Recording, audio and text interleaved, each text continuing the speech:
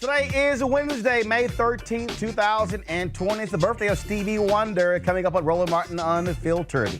In Louisville, Kentucky, Breonna Taylor was shot and killed by police looking for a suspect in the wrong apartment. Her family wants action. We'll talk with attorney Ben Crump, who represents the family. Senate Minority Leader Chuck Schumer joins me to talk about his call for national testing and the need for another coronavirus relief bill. Will the Republicans actually care enough to make it happen? In Marietta, Georgia, a police officer is caught on camera saying, "We don't shoot white people. We just shoot black people." Wait until we show you the video. And we've been talking about the black digital divide for a long time. Now that the pandemic is forcing students to learn from home, what impact is that having and what are the solutions? Plus another crazy-ass white woman wilding out because she cannot get her Red Lobster order. And we're joined by comedian Buddy Lewis. Yeah, he kind of funny. Then again, he is an Omega. It's time to bring the funk on Roland Martin Unfiltered. Let's go. He's got it. Whatever the miss, he's on it. Whatever it is, he's got the scoop, the fact, the find. And when it breaks, he's right on time and it's rolling. Best believe he's knowing. Putting it down from sports to news to politics. With entertainment just for kicks, he's rolling. It's on go, roll, y'all. It's Roland Martin, yeah. Rolling with Roland now. He's funk, he's fresh, he's real, the best, you know he's Roland Martin now.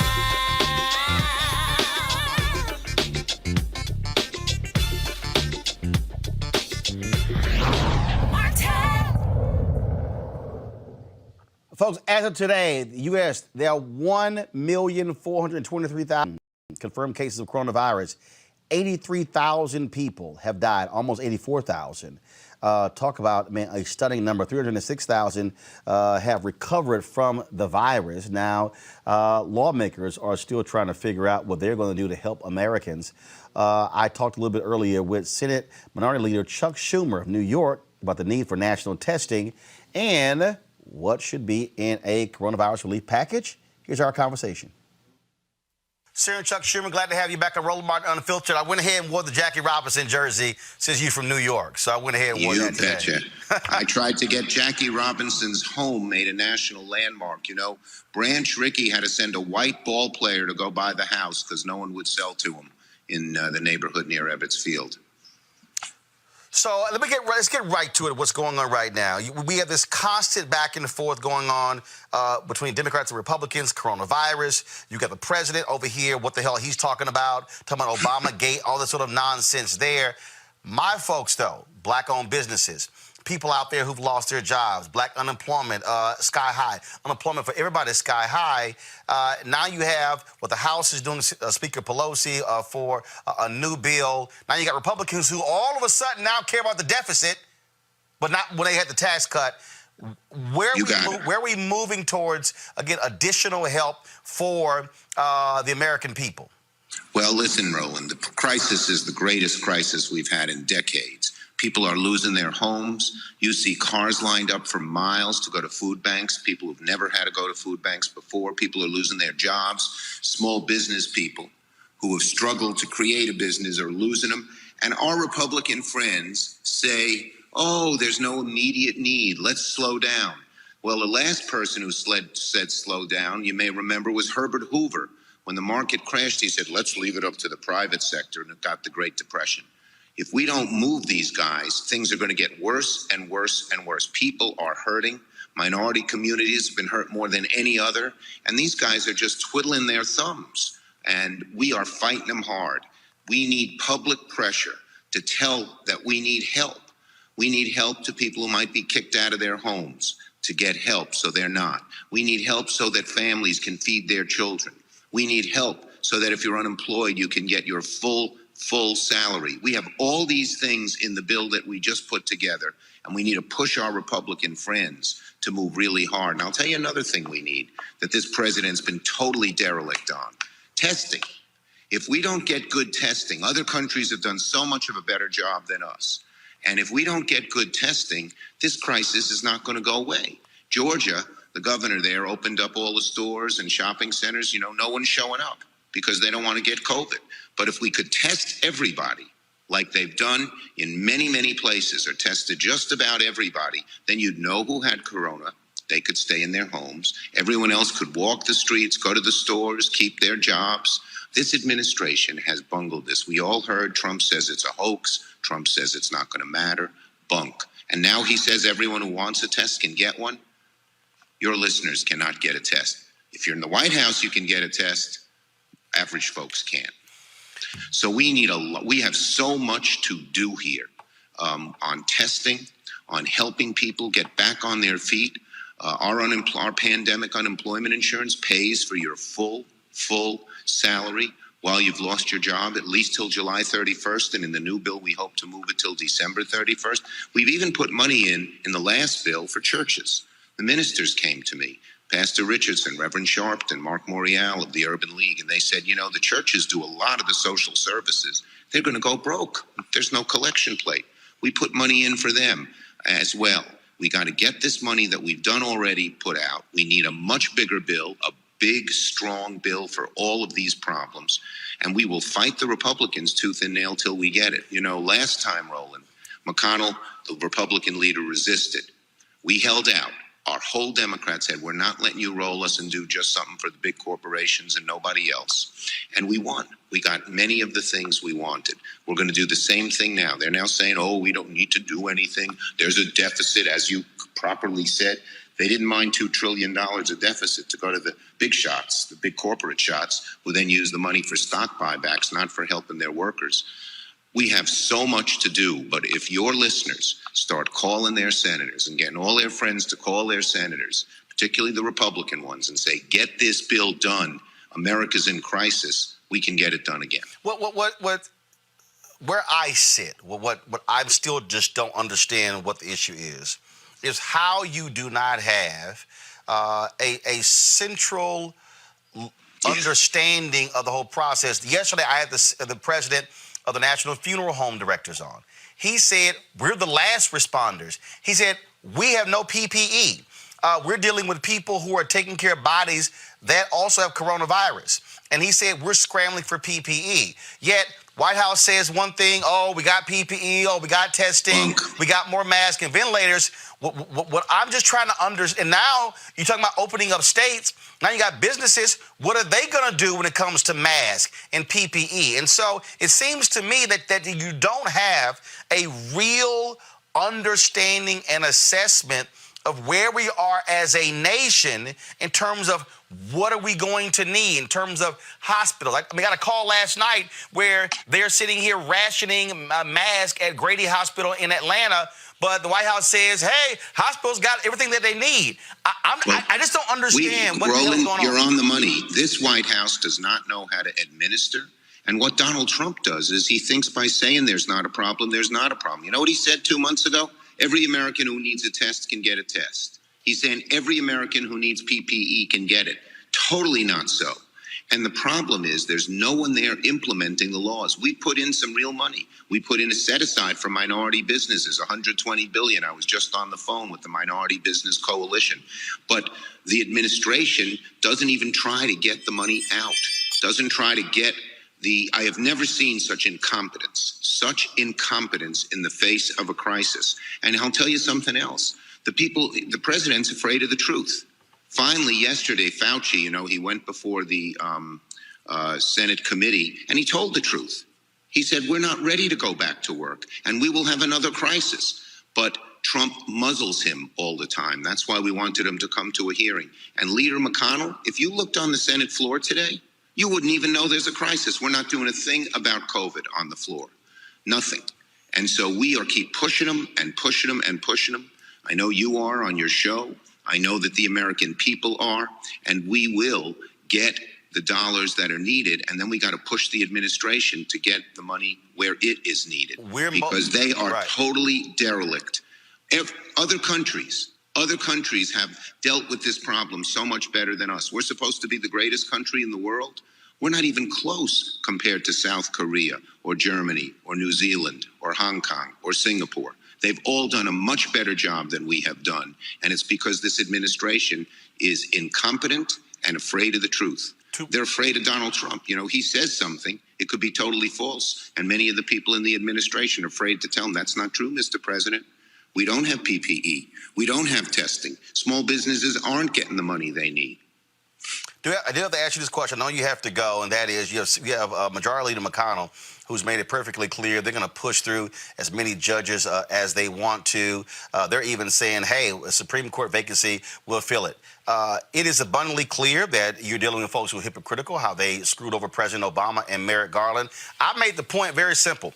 If Democrats regain the United States Senate, pick up 4 seats this fall, the attitude of you and other Democrats should be, here's a hand. I don't want to hear anything from y'all. We're going to confirm whoever we want to confirm. Forget blue slips and everything else because y'all don't care about process. Democrats if we should be take as back the hardcore. Go ahead. majority, we are going to pick the right kinds of judges and we're going to get them through and they won't be able to stop it. I agree with you. And look at this, just what you said. What do the Republicans in the Senate do? What does the president do? They come up with these crazy conspiracy theories about Obama or Joe Biden. There's a crisis in America, and they're talking about conspiracy theories, half of which were cooked up in Russia. It's unbelievable. I have never seen somebody in such an alternative universe as the president and his Republican followers. And it's hurting America every single day. Senator Chuck Schumer, glad to have you here. And again, my folks who follow us, they say we need help. Hopefully, Republicans and Democrats can get together and give the American people what they need, and that is we're waiting. We're waiting for them, and we're ready to work and get this done. Let's hope they change their minds and work with us. All right, Senator, I appreciate it. Thanks a lot. Thanks, Roland. All right, folks, let's introduce our panel. A. Scott Bolden, the former chair, National Bar Association Political Action Committee. Lauren Victoria Burke, National Newspaper Republican Association. Mustafa Santiago Ali, former senior advisor, Environmental Justice, EPA. Lauren, I'll start with you. The reality is, it's amazing how all Republicans now care about the deficit, saying, how are we going to pay for this stuff? I haven't heard these Tea Party people or these fiscal hawks say a damn thing about the deficit in 3 years since Trump has been in office and they've been in power. Now they want to bring it up. Yeah, so it only took, I guess, 80,000 people dying in a worldwide pandemic for them to care about the deficit. I don't know. They're bringing up the deficit now because they basically want to stop what Nancy Pelosi is going to try to do on the floor of the House on Friday. Which, by the way, she may not get the votes for, which is the $3 trillion package. Unlike the other package that she did, some weeks ago, there was bipartisan support. There isn't for this. So it's going to be sort of interesting to see what the conversation, the argument is going to be. I think the Republican Party is starting to realize that they're in danger of losing the Senate, which they are. And they're going to try to, I guess, court the base on the money piece, on the deficit piece, in an attempt to hold on to the Senate. I think that's what this conversation's about. I think that they've already assumed that Donald Trump is in huge trouble.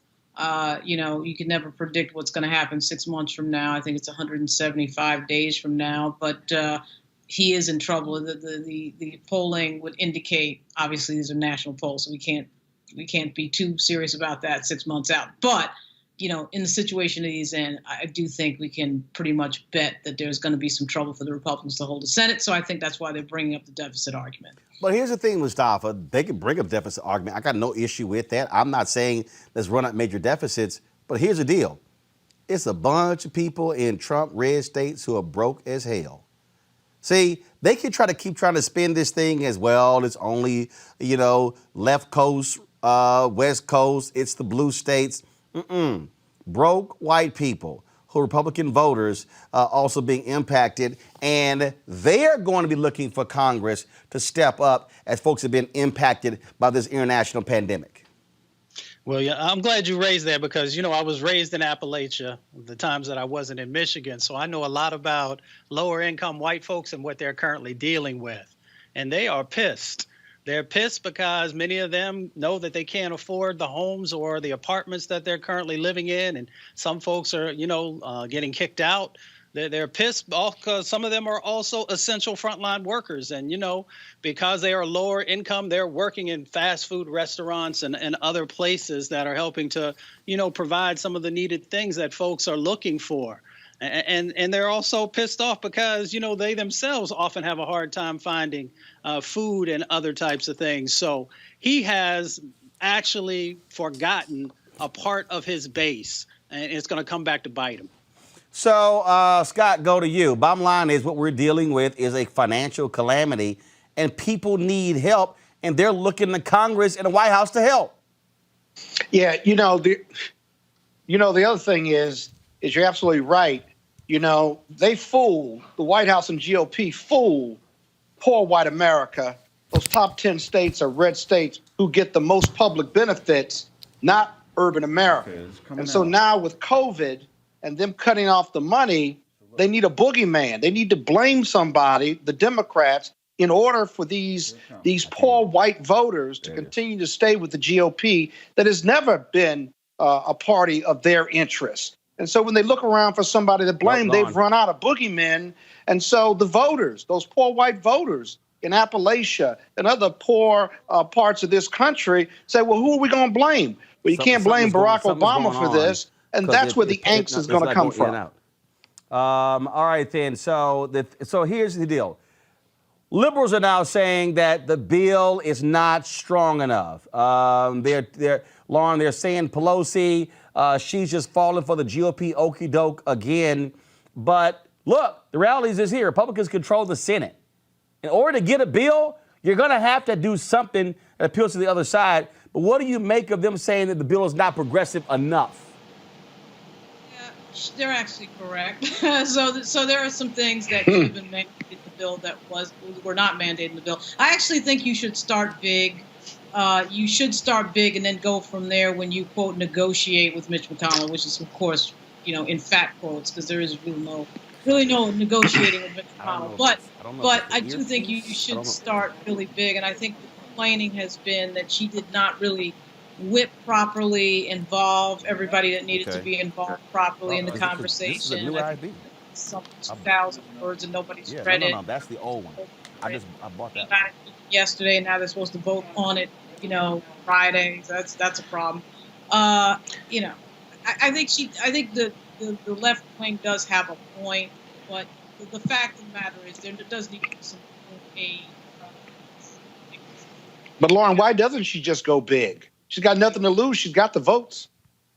She's got the vote in the House, but of course she doesn't have votes in the Senate, and of course the president has to sign it. Remember, with the other bill, Trump did come out and say, look, I am going to sign this. And that's where the conversation sort of started. He wanted that bill. So McConnell was out of the way. You don't have that. You got to get it through your caucus, which, by the way, she may not have the votes in the House. So that's another. Hey, Roland, here's a question. Where are they getting all this money from? I mean, it's almost like a bottomless pit. Are they just printing money, or do they have a backstop for it? They can print. That's what they're doing. They're printing. They're just printing money. That's right. The Treasury's printing money. I mean, that's the advantage that the federal government has that the states do not have. They can print more money. But doesn't that lend to inflation and all kinds of other economic and financial risks for the country long term? Right. It does cause inflation after a while. But for right now, everybody's in such a panic. Obviously, this is an unprecedented situation with 80,000 people dead. So, I'm actually surprised they got the Republicans to do as much on the last bill. I was sort of impressed by that. But some of that is the November 3rd issue. No, I think you're absolutely right. And, regardless of how they're printing the money, the reality is that people are still hurting, and they can't print enough money to support these people who are hurting and losing jobs. I mean, people being furloughed, they're being laid off. The jobs report for next month and the amount of employment claims for this past month are going to be overwhelming. Sometimes I think you can't print enough money for that, Lauren. Look, here's the deal. Well, here's the deal. Republicans, here's where Republicans are going to be in trouble. They control the White House. They control the United States Senate. And as long as if unemployment is continuing the way it is, the reality is here, because of testing, people are going to be running back out there trying to go back to work. You're going to continue to have these promises. And look, you can open the doors. You can bring in these businesses back. But if customers don't show up, if people don't go to restaurants and bars and movie theaters, if they are not going to places that you're opening up, guess what? The businesses are going to be pissed off saying, wait a minute, I got 9 people on my payroll. I got no customers coming in. I'm not going to lay them off. I got to shut my doors. And so Donald Trump can try to play this Obamagate. Oh, is everything else in the world? No, player, you said I'm the only one who can fix this. That's right. Now He's run out of boogeymen. Right. He's run out of boogeymen. I mean, now he done went back. Let me blame the black guy, Mustafa. let me. Now he trying to Obamagate, and he's trying to bring up Russia again and Ukraine. No, player, this one's on you. That's right. And when you look and you see that you're sitting on your couch because you don't have a job, when you open up your refrigerator and there's no food in there, when you go to put the key in the lock and the door no longer has the lock that when you left, you are the one who's the locks be responsible. on you. Exactly. I want to go to the next story. First of all, I saw as a piece today in the New York Times, they were talking about how all these Democrats are wringing their hands about Joe Biden. Oh my God, he's not doing this, and what is he doing? And he hasn't hired enough staff. And look, the one thing I will agree with, they said, Joe Biden needs to fire his technical team. They suck. Okay, that town hall they had last week in Tampa was absolutely atrocious. Here's the deal: we do a show every day. Okay, occasionally we'll have audio issues, video issues. They had audio, video issues the entire 50 minutes. I mean, it was just awful. And so I don't understand. Look, my deal is like, y'all, go hire people who know how to do television. Maybe they got engineers trying to sit here and run an actual show, but this is actually a show here. Well, I don't understand, Scott, with these idiotic Democrats. What the hell can Joe Biden do? He can't. I mean, all Joe Biden can do is sit in his damn basement and run a digital campaign, period. All he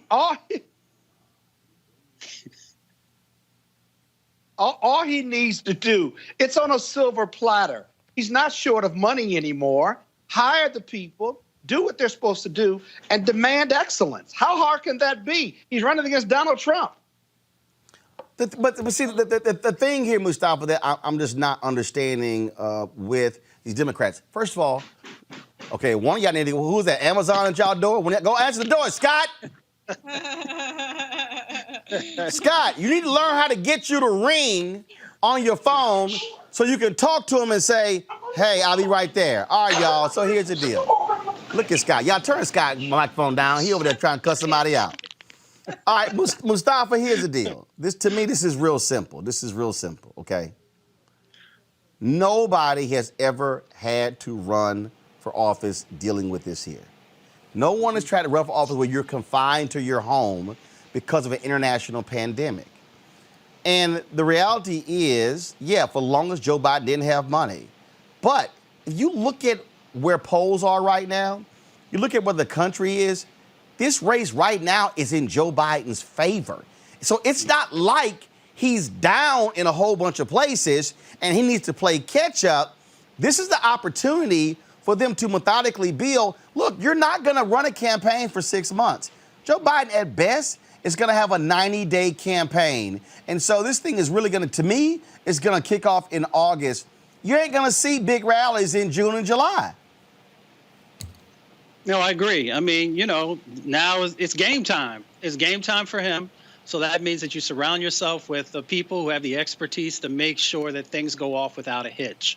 You surround yourself with the folks who, the producers who know how to put together, the presentation that you're sharing with the country. And then you have the responsibility of helping the country to know and have confidence in your leadership. And that means just giving out a clear and concise message and making sure that you have the platform to be able to do it. And so, Lauren, again, this political hand-wringing, it always drives me crazy. The New York Times story said that, Biden people were all pissed off at David Axelrod because he criticized their virtual town hall. It sucked. It was trash. I'm like, don't get mad because your town hall sucked. Fix it. Yeah, I think I caught some of what you're talking about, Roland. There was a really good article on the Biden campaign in the New York Times Magazine. I think it was last weekend, on this entire thing on how the campaign's being run and where the consultants are. Apparently, all his videos being run out of actually Iowa. He's sitting, of course, in his basement in Delaware, and stuff is being run out of Iowa. But let's be real. Obviously, it's 176 days, 175 days away. He does have some time to recover. He has to completely reorganize the structure of the campaign because, as you have already brought up, Roland, this is going to be unprecedented. You're not going to have events. You're not going to have travel. Some of the expenses that you have with the in-person travel and the flying around, all that's gone for at least probably another 2 months. What I predict will happen is that Donald Trump will get out there and try to do an in-person rally, and then the Biden campaign will feel the pressure to do the same. And they will probably have in-persons in another probably 90 days or so. But I think technologically he'll fix that. That's not a difficult fix, quite frankly. He'll hire the right people. Look, no. Here's why I keep saying I don't know. Okay, this ain't the first technical screw up they've had. And look, y'all.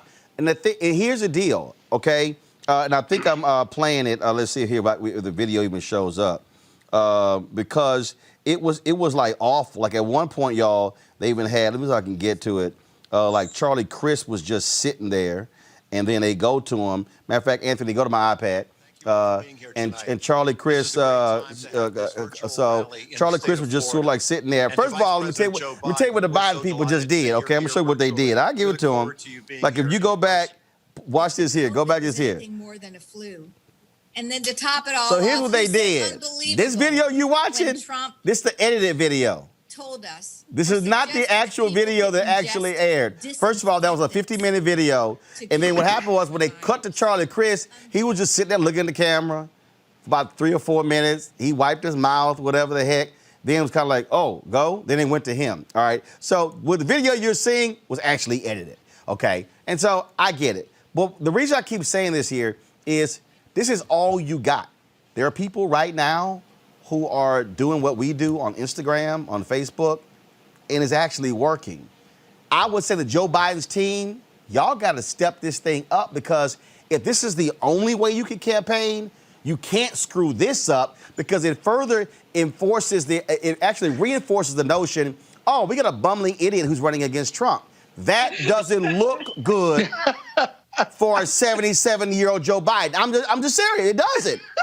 I mean, I'm sorry. Actually, I predict that it will definitely get better. But, obviously they went from in-person to all the advanced teams, all that stuff, to now everything is virtual. Everything is sitting, or everything is a two-shot, with somebody on GMA. I mean, he just did Stephanopoulos the other day, obviously did Morning Joe. So he'll have to, he's going to have to convert to what is an earned media campaign for the next 60 days. And I do predict it will get better.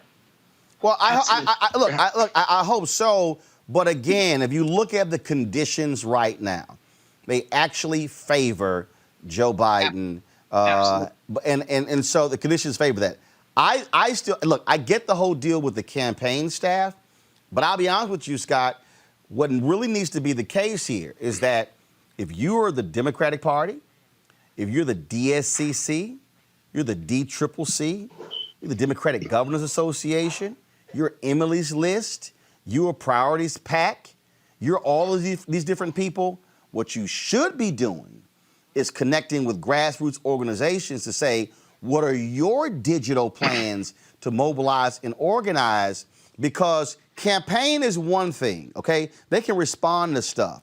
But you gotta be able, if you can't go door to door and the normal things you do to attract the vote, that's what they better be doing. How are they putting money into digital platforms? How are they putting money in black digital platforms to reach your targeted consumer? So it can't just be, well, the campaign infrastructure, the DNC, as well as these other groups have better be saying, wait a minute, what we normally funded on the ground stuff, no, you can't fund boots on the ground. You now gotta say, where can I reach people who are reaching people via email, via text, via live streaming, via all kind of different ways technologically? Well, the boots on the ground have got to be virtual now. Because remember, there's only one fundamental rule to winning an election. You got to be able to count and get one more vote than the next guy. Okay, so we got COVID. So what you're really saying is they need to put boots on the ground, but virtually. And if you can't do a town hall meeting, I worry about the fact, can they do this virtually and count their votes? 3 weeks to a week out, 3 days to a week out, no matter how big a campaign is, your team ought to have a good sense where your votes are coming from, what your GoTV is, and you got to get them out to vote and count your votes. Y'all ought to be able to tell you whether you got a good shot of winning or whether you're going to win hands down. And we got time to figure all that out. But he needs an A team, if you will. Roland, maybe you ought to submit a proposal to be the production company for Joe Biden and the Dems and see what they say. No, I'm doing exactly what I'm doing right here. I'm good. I ain't never worked for a campaign. I don't plan on working for a campaign. Oh, but it does, just like Mustafa, folks are like, man, why you all bother with bad audio in the versus battle? Because I can't stand bad audio. Damn it, I can't stand it on my show. If it's a screw up, somebody getting cussed out.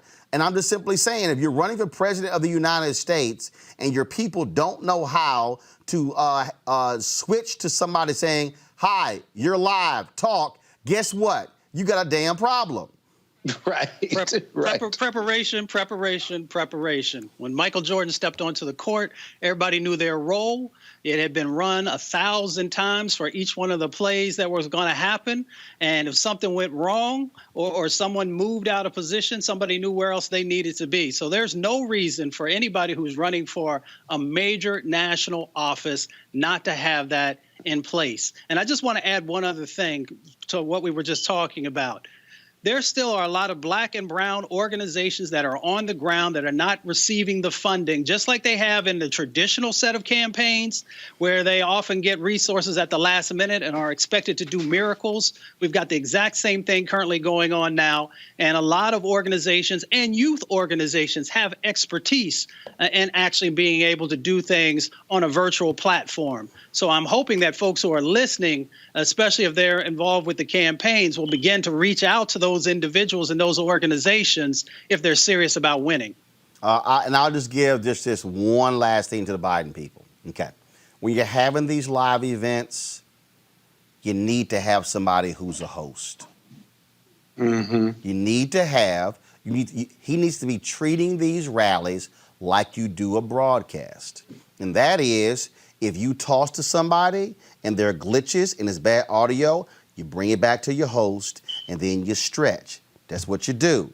That makes all the sense in the world. I'm telling you, the Biden campaign should be treating these virtual events like you do a newscast. Have you a host, the person who can toss and keep the thing moving, because just like this show right here, Scott, when people were knocking on your damn door and you weren't responding, it was kind of like cut from Scott. We're gonna move to Lauren, go move to Mustafa. And look, that's what you do. And so that's one thing they should do. But I'm just simply saying, you make your campaign look bad when you tout this big virtual digital rally, and then when they watch it, it's buffering, it's stammering, and you got this big old thing where Joe Biden's walking in with the aviator shades, and he goes, am I on? Am I on? Am I on? Okay, you make your candidate look bad. That's all I'm saying. All right, folks, got to go to a break. We come back. We're going to talk about a couple of cases, one out of Georgia, where they are reopening a case. And wait till you see this, y'all. Oh, my God. Wait till y'all see this video, this white cop making it perfectly clear to a white woman, baby, calm down. We don't arrest people like you. We arrest black people. That's next on Roland Martin Unfiltered. You want to check out Roland Martin Unfiltered? YouTube.com/Roland S. Martin. And subscribe to our YouTube channel. There's only one daily digital show out here that keeps it black and keep it real. It's Roland Martin Unfiltered. See that name right there? Roland Martin Unfiltered. Like, share, and subscribe to our YouTube channel. That's youtube.com/Roland S. Martin. And don't forget to turn on your notifications so when we go live, you'll know it. White woman in Marietta, Georgia, Cobb County, gets pulled over by the cops. This is not a practical joke. This is real dash cam video. Watch this. Raise the hand of the door. Now listen to me. Call the person that was coming to get you. Tell them they don't need to come. All right? Yes. Okay? So go ahead and call them. I'm going to take you to jail, and I'm going to impound the car. Before that, she needs to go to... No. But I can't call them if you don't open the door. Why can't you? Because I will not put my... Use your phone. It's in your lap right there. I just don't want to put my hands down. I'm really sorry. I'm just... You're just really wrong. No. I've just seen way too many videos of cops. But you're not black. Remember, we only kill black people. Yeah, we only kill black people, right? All the videos you've seen, have you seen black people get killed? You have. I don't know what's in his heart, but I certainly know what came out of his mouth. And it's inexcusable, and we have to take appropriate action. The recommendation is to terminate his employment from the Cobb County Police Department. Scott. Wow. We only shoot black people. Wow. How? You know what, Roland? I think I got you. I saw the video. No, you're here. Go ahead. Wow, that he actually said that as a professional, whatever your profession is, that he should be fired for just being dumb and making dumb statements. I can live with him being a racist, but he shouldn't put that on us and put that on somebody in public. He didn't even know who that woman was, and he wasn't gonna, and he admitted that. So that's what's in his head and heart. But I must tell you, as a former prosecutor, I'm gonna tell you, there are a lot of police officers around this country who really think like that. When they refer to black and brown defendants or people being arrested, they refer to them as dogs, mopes, perps, inhumane terms that now, if they say that in the confines of the complaint office of the DA's office, what do you think they say and do and feel and how they perceive people of color in the public, where they're King Kong, that they control the narrative on the street? There's a direct correlation between that. And so I'm not surprised that he feels that way. I'm surprised that he said it, but he said it because he felt safe, because presumably the person he was talking to was white, and he presumed they felt the same way too. That is a crazy video, Mustafa. Mm-hmm. Very much so. Unfortunately, it's the reality that all of us know is going on, and it plays out in the numbers. We know that more people of color, black and brown folks, get pulled over for traffic stops, many times for no real justification or no real reason behind it, and then they continue to escalate in that situation. And when you do that disproportionately, that plays into why more folks are actually also getting killed.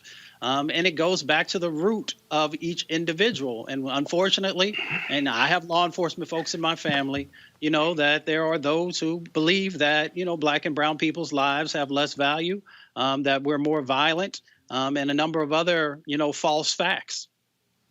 Lauren.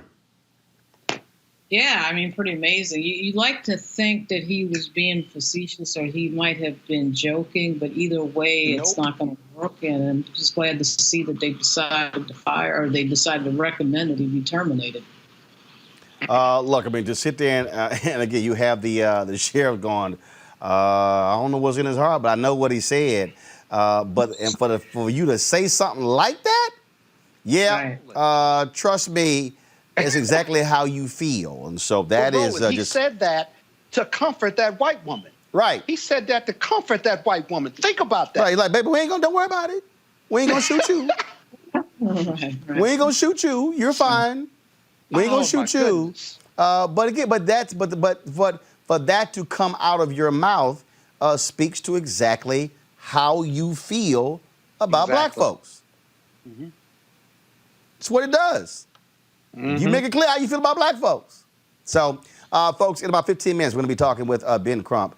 He is representing the family of Breonna Taylor, the black woman who was shot and killed in Louisville, Kentucky. Still so many different questions. Why aren't those cops arrested? What's going on in that particular case? We will talk to him about that. But last night, the mother of Breonna Taylor, she had a conversation on Instagram with activist Tamika Mallory. Okay, y'all don't have the video? All right, okay, well, let me know what's going on, and we'll play that in a second. And so So we'll have that. But what's still crazy about that particular case, Scott, is that the cops bust into the place, shoot and kill her.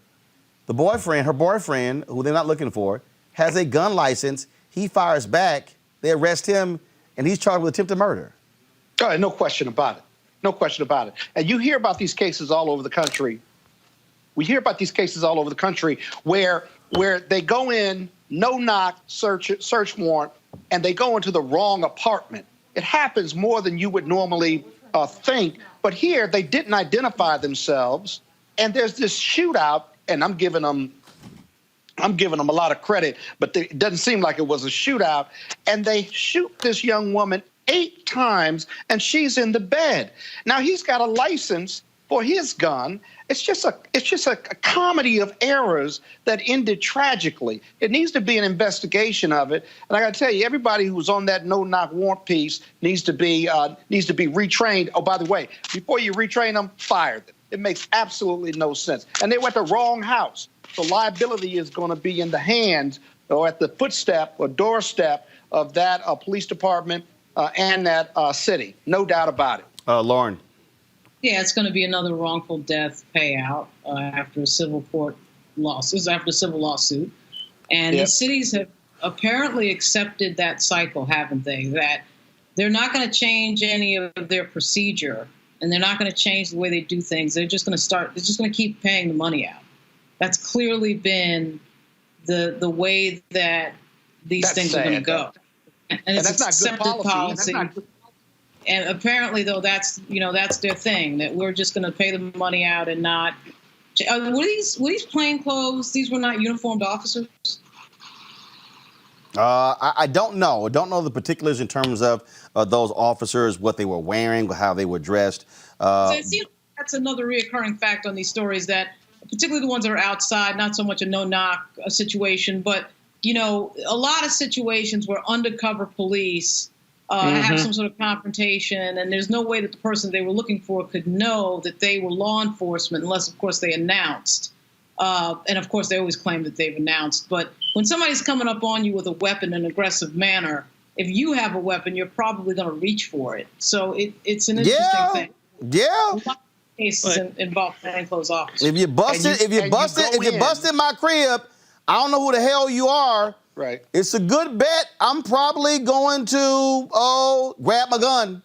Particularly in a jurisdiction where it's easy to carry and easy to own a firearm, like Virginia. And remember, even if they don't have a uniform on, it's dark. It's at night.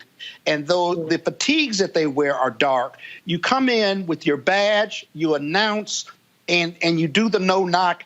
It's just simple training. I've been on no-knocks in my legal career as a prosecutor, and I constantly had to remind the police who were going in, they were going in first. You got to announce, right? And you got to look for weapons, but you can't go in guns blazing. And you know what? A lot of the police officers are just wired that way, differently, versus cautiousness. Yeah, but we should also highlight the fact that there have been, I think it was 3 or 4 neighbors who said that, they heard what was going on and that the police didn't announce that they were police. So that's right. One. That has to be ground truth, of course. And secondly, going to Lauren's point, is that unfortunately in these payouts, they've been anchored to taxpayer dollars instead of the budgets of the police departments being responsible for these payouts, and maybe even the pension plans that the police officers have. Maybe that would then motivate folks to stop protecting certain folks when they do negative types of things inside of our communities and other communities. I believe that, on one side of the legal paradigm, that of course we continue to work on the laws and push in that direction.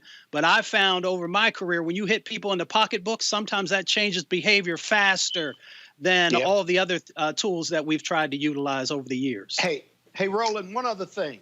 How hard is it to go to the right house if you've done a criminal investigation or a drug investigation? You got to cross-check, double-check, quadruple-check. Do we have the right place when you're going in on a no-knock? It's not that hard.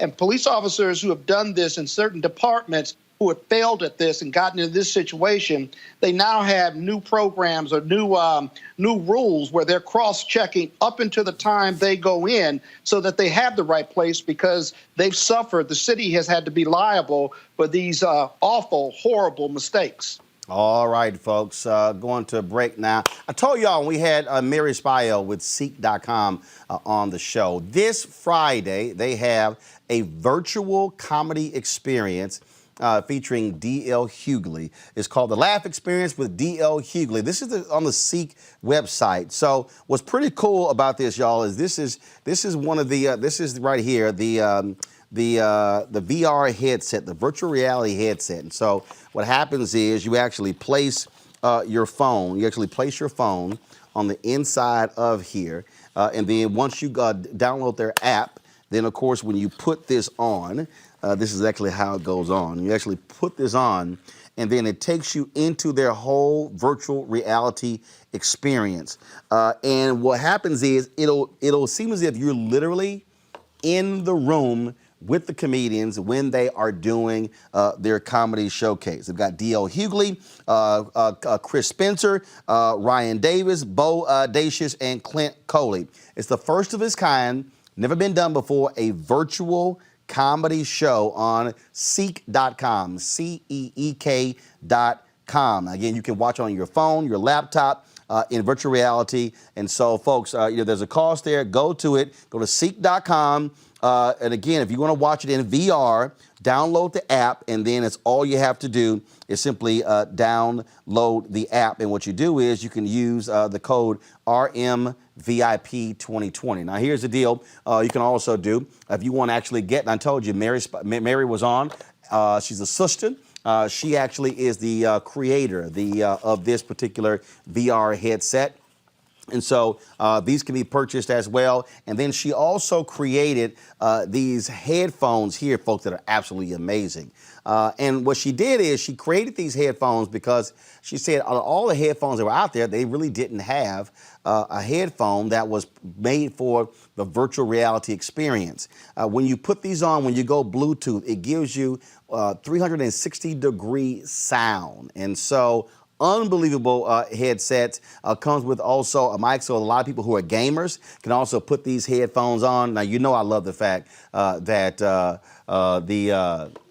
VR headset and the headphones in black and old gold, my alpha colors. So you know how we roll, Mustafa. Scott will upset, but he'll get over it. But y'all, this is great. Again, if you purchase the headphones or you purchase the VR headset, I want y'all to use the promo code RMVIP2020, RMVIP2020 for the headset or even the headphones as well. And so that's Seek.com. It's a black-owned technology company. So again, they have this great virtual comedy showcase taking place on Friday featuring D.L. Hughley, Chris Spencer, and friends. And so check them out at Seek, Seek.com. That's Seek, Seek.com.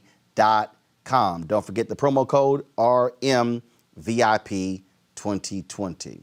All right, folks, when we come back, we'll talk about the digital experience that our kids are going through right now due to coronavirus. And again, what educators are doing to make sure that they are getting their schoolwork done. It's next, Roland Martin Unfiltered. You want to check out Roland Martin Unfiltered? YouTube.com/Roland S. Martin. And subscribe to our YouTube channel. There's only one daily digital show out here that keeps it black and keep it real. It's Roland Martin Unfiltered. See that name right there? Roland Martin Unfiltered. Like, share, and subscribe to our YouTube channel. That's YouTube.com/Roland S. Martin. And don't forget to turn on your notifications so when we go live, you'll know it. All right, folks, we spend lots of time on this show every Wednesday with our technology segment, trying to keep you abreast of the latest in terms of what's going on in technology. There are a lot of people out here, African Americans and others, who are really, really involved in the technology space. And we've always had a digital divide, but the reality is that was the case when you talk about internet and desktops and laptops.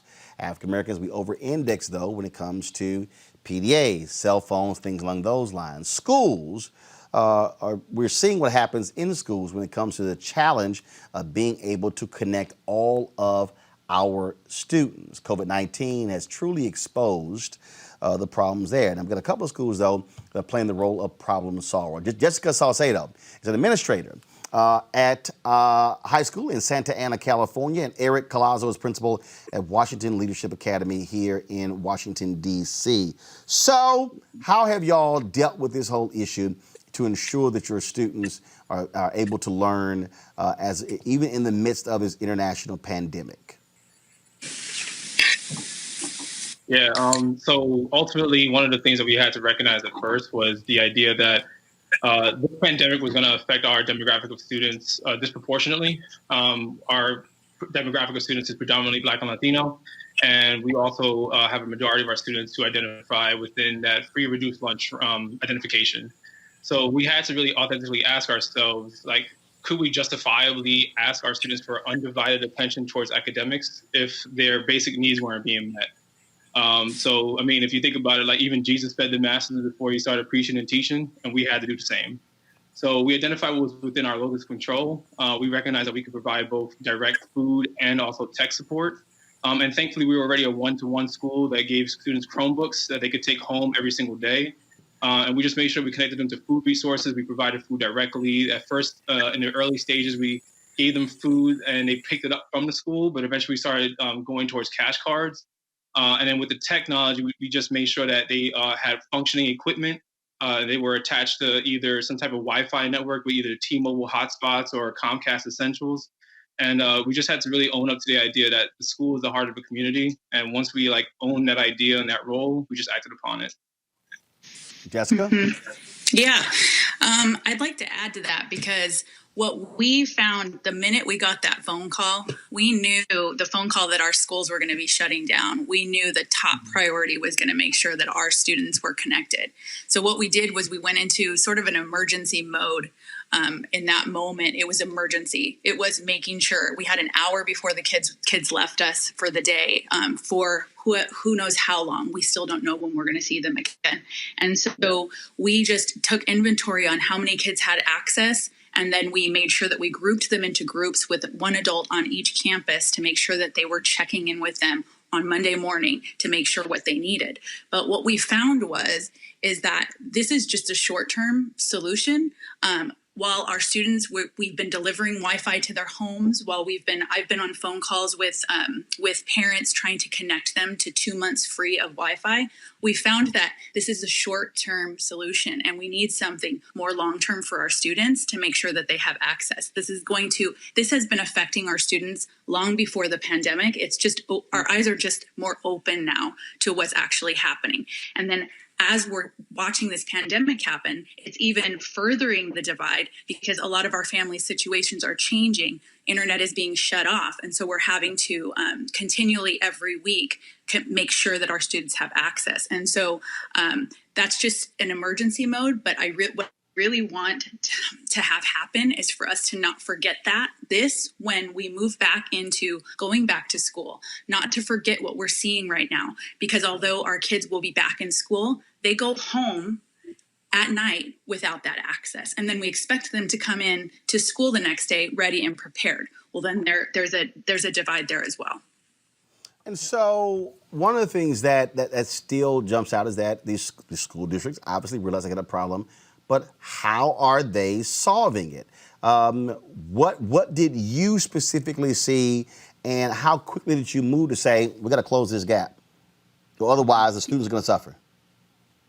It was immediate. It was, for us, it was the most urgent issue. So what I did was I started reaching out to anyone and everyone, all the principals. I would DM people on Facebook. I didn't care. I sort of took this scrappy approach of I just need to gather as many materials as I can at this moment. And now, since the emergency, it was a little bit of more to buy time because those 2-month free Wi-Fi, those bills are going to come due. So I have to put a notice on my calendar to help those families then disconnect from that. So now what we're doing to say we need a longer term solution is saying, okay, now we've got to reach out to the government bodies. Now we've got to reach out to people, and we've got to make sure that we do not forget the situation that we're in right now. Just because we're fixing something in the short term, we have to make sure that we are campaigning and making sure that something happens across all. So I think for our district, they're looking at providing access for all students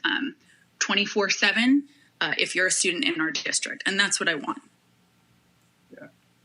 And for us as well, I mean, one of the key things and one of the benefits of being a charter school was we just were able to immediately divert our resources and know that we needed to support our students directly and our families directly. So what we did was we created a COVID-19 task force early in late February. We knew that we saw what was happening on the West Coast, and we knew that it was going to affect our students and it could possibly cause closures. So we started to send out surveys to parents, like what kind of needs would they have. We already had a list of students and families that were already at high risk. So we reached out to them for like providing services early. And then also we started doing inventory of like, what do we have? Like what in terms of like Chromebooks that were functioning, students that needed replacements. And we put a plan in place early on so that when it actually came to the actual call saying we're stay at home, can't come to school, students and families are already aware, and so is staff are like the next steps that we're going to be taking for this COVID-19 response. And obviously, what we are now, we're in May. We've got folks who are going to be, school's going to be out soon. So what is your advice to parents, to students, but also to educators, how to prepare for the summer and then, of course, getting ready for the fall, where we may be in the same situation come August and September? So for me, it's really about trying to secure long-term solutions to this. We can send students home with Chromebooks. We can say, okay, we're gonna learn digitally, and we're gonna have the most awesome, online curriculum. But if our students don't have access to Wi-Fi, which we're finding is a continual issue. It's not something you can fix one day with one solution unless we really work hard to make sure that it's just there for them. So I would say we have to come up with a more permanent solution. This can't be something that we do an emergency situation and then we let it go. Yeah, I agree. I think also something that we've been targeting as well is with our mental health and wellness team on campus, we've been providing resources for families to refer to, and also been working with our students directly that need that additional support. There's a lot that's going on when it comes to like pulling at our families and pulling at our students when it comes to creating stress, and to the point where it becomes toxic stress. And we've been just like doing our best to make sure that our students are supported in that sense of like knowing how to appropriately deal with this stress, how to cope with this pandemic. But I think a lot of those resources also need to be diverted to families as well. Like our wellness team is strong, but we also know that there's such a vast need for it that any other additional resources in that area is also something that we need to start addressing, because these were issues that were affecting learning already, and it was already creating challenges when we were in the building. But now that it's remote, it's even more exacerbated. All right, then. Jessica and Eric, we certainly appreciate all the work that you're doing, and hopefully our parents out there will learn something from this and know what they have to do when it comes to making sure the kid gets educated. Thank you. All right, thanks a lot. Folks, don't forget Saturday, National High School Commencement. XQ America is partnering with entertainment networks all across the country, President Barack Obama, LeBron James, for this commencement. Check it out. High schools may be closed. Graduation ceremonies may be canceled. But we won't let that stop us. You threw out old traditions, so are we.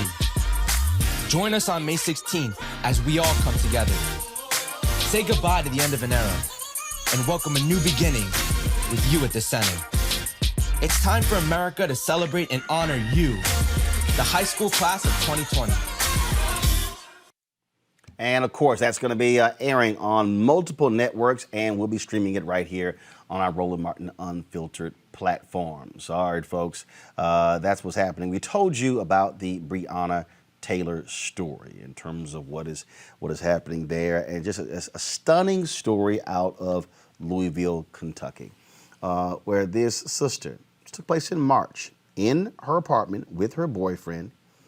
Cops come in, bust into the apartment, shoot her, kill her.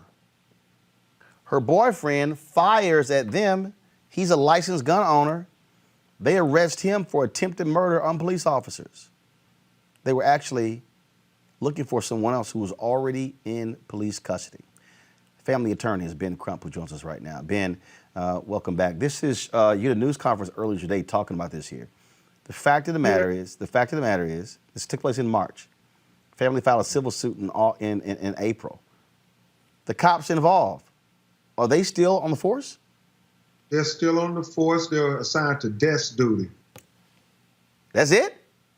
That is it, Roland. And this young lady, Breonna Taylor, for 2 months, her mother and young sister did everything they could to try to get answers from the Louisville Metropolitan Police Department and to answer why was she executed in her own apartment by police officers who did not knock and announce themselves. She was an EMT worker. She made 911 rescue calls right alongside the police. So they just can't understand how this could happen to her.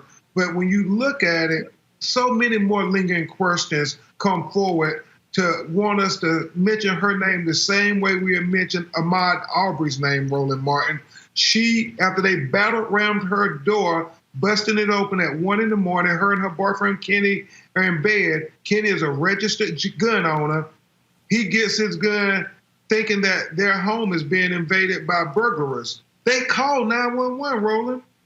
So we know what their mentality was. They thinking they're being burglarized. So when the person comes through the door, he shoots a shot, not knowing it's the police because they're in plain clothes and they never identify themselves. And once he shoots that shot, then, I mean, they have 25, 30 rounds come from the front door, from the back window, from the patio door. I mean, it's so reckless. They're shooting blindly into dwellings, not knowing who's there. Her little sister lived with her. Had she been home, it would probably have been a double homicide.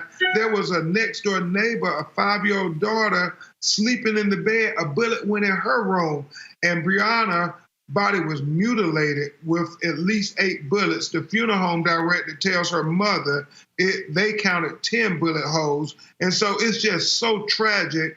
And they still haven't gotten any answers until we started saying, if you ran for Mod, you got to stand for Bree, because our black women lives matter too in these police executions.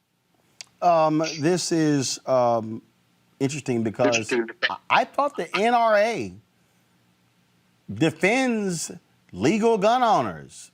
It's amazing how they've been quiet, not saying anything about this brother who was defending himself, defending his girlfriend, defending their territory.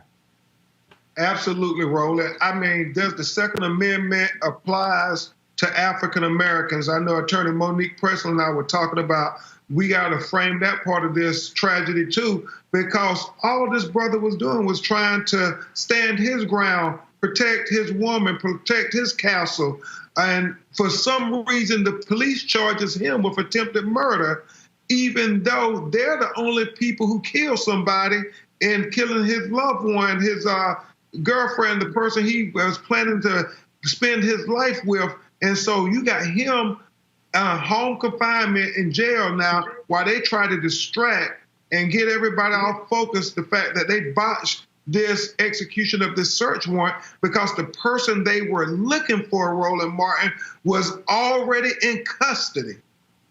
That is crazy, absolutely crazy.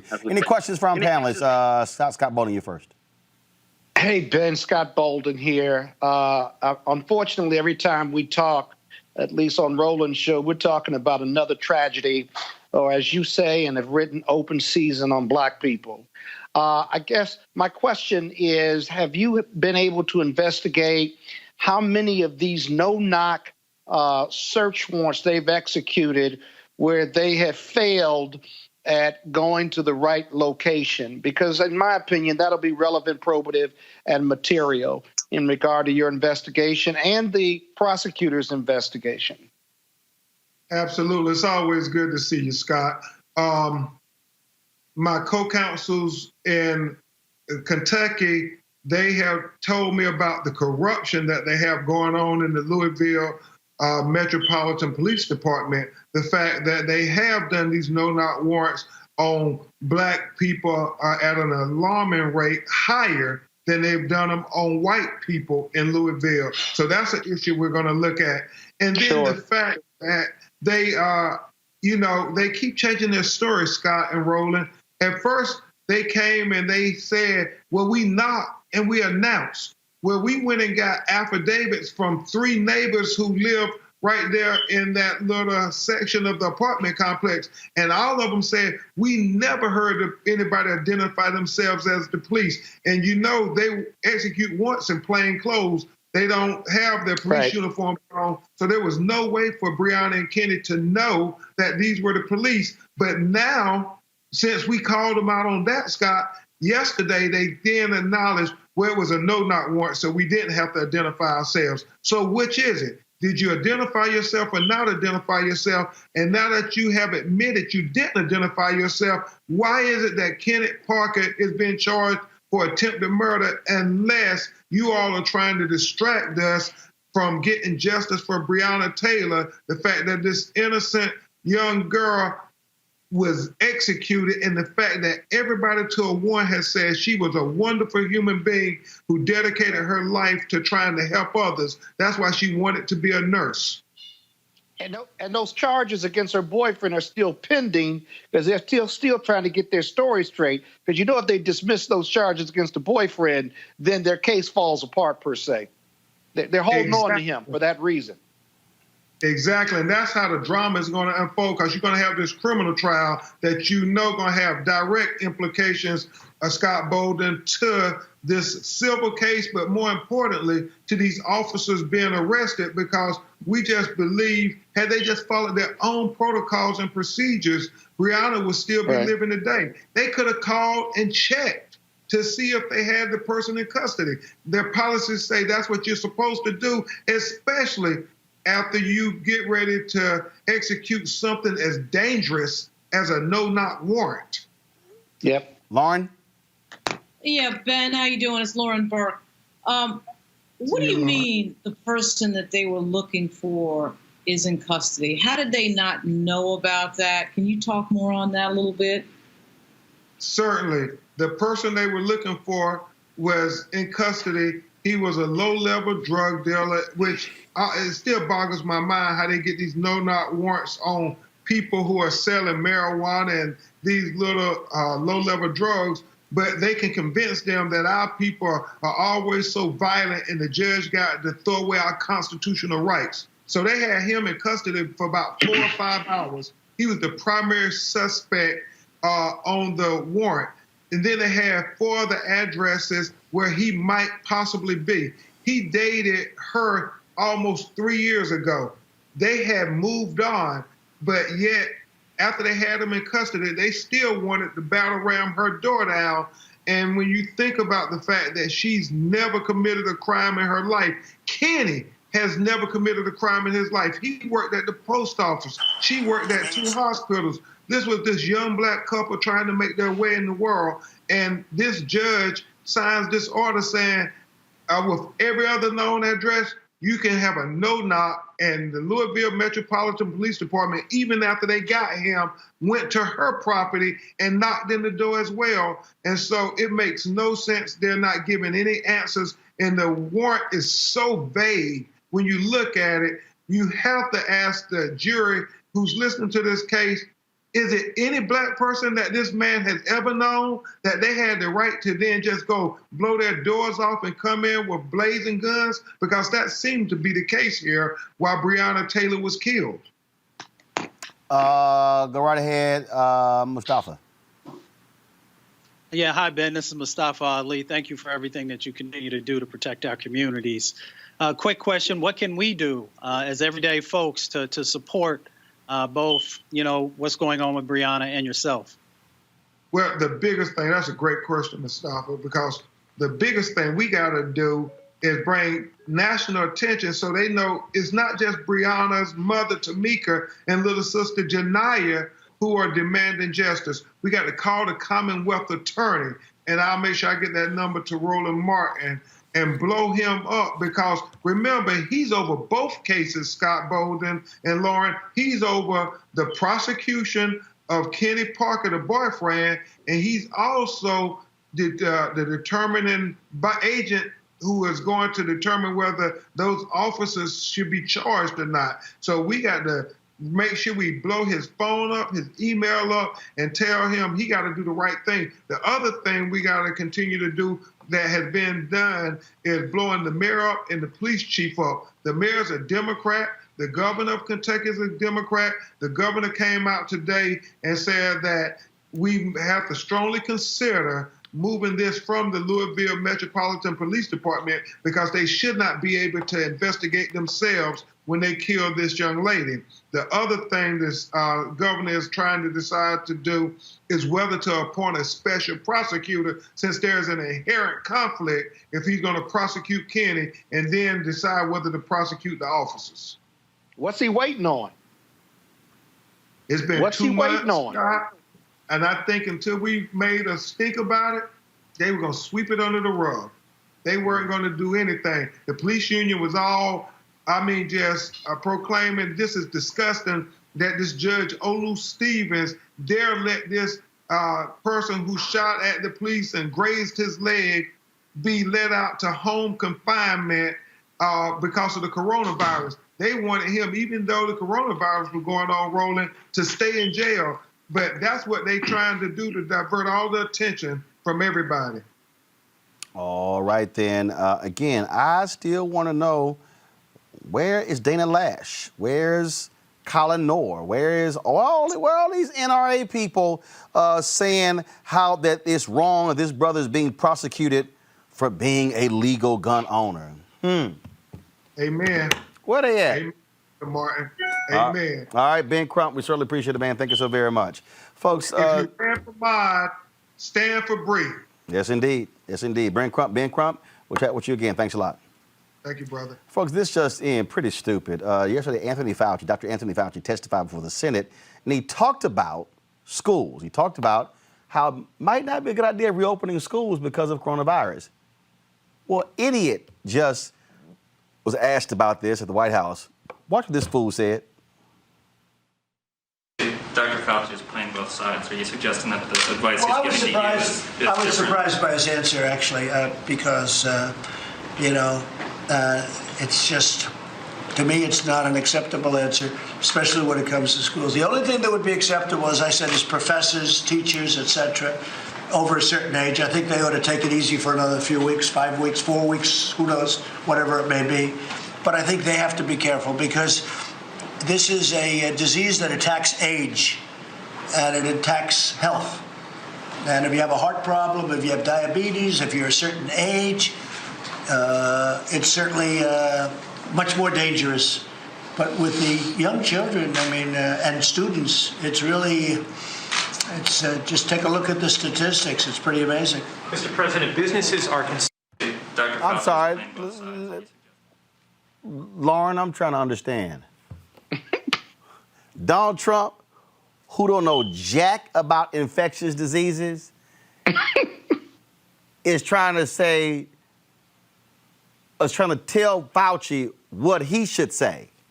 So the clueless one, the man who said, let's drink some disinfectant or shoot the light on the inside out, we should believe that fool over the man who's been doing this for more than 40 years. Did I miss that?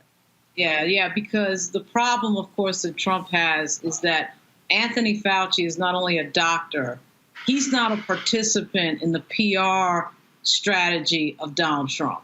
He's an actor in the game of actually telling the truth and trying to save people from being infected by coronavirus. So that makes him an outlier right there. Yeah, I've been on a few of the calls that they've had at the White House where Fauci's been on there and he's had to talk in code because he knew that he couldn't really outwardly say what he really wanted to say, but everybody could figure out what he was saying nonetheless.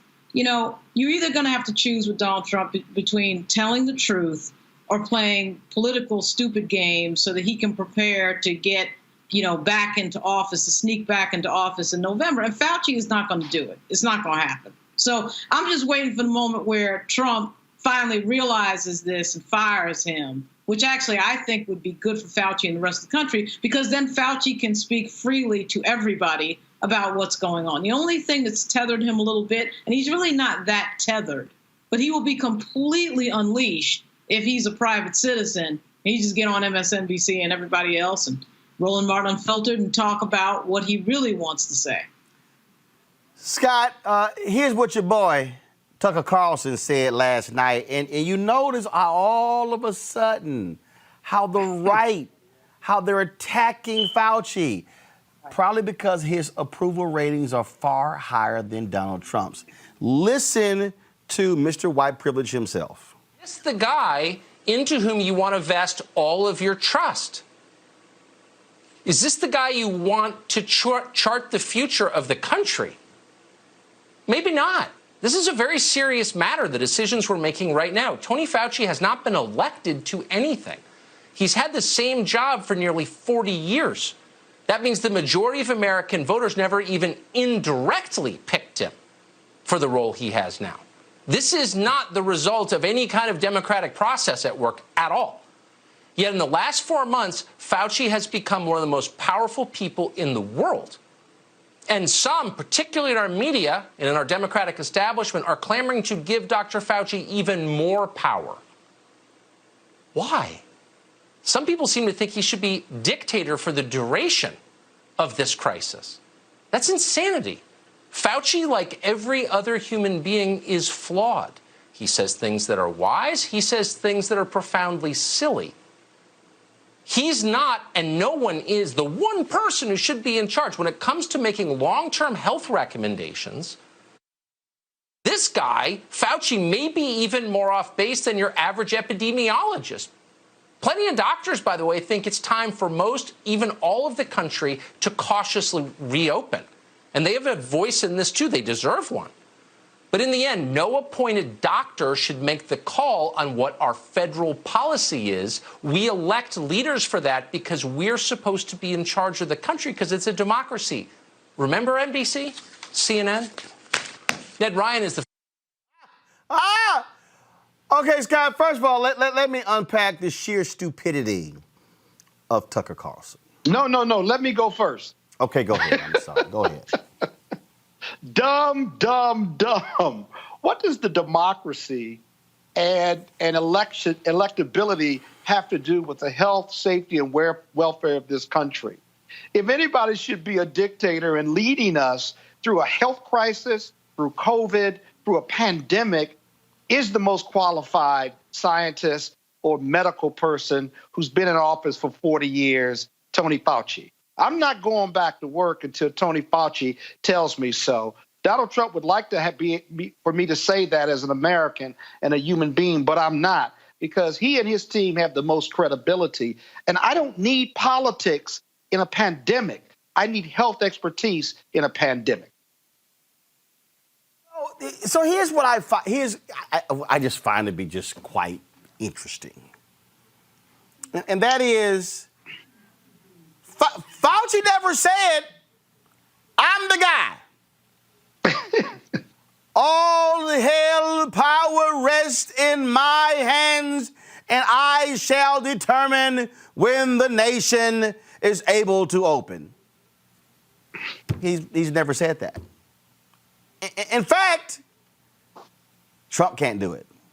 Trump stood at a news conference and said, I am authorizing the governors to decide when they should open their states, when he had no authority whatsoever to authorize them to do a damn thing. Here is the real deal here, Mustafa.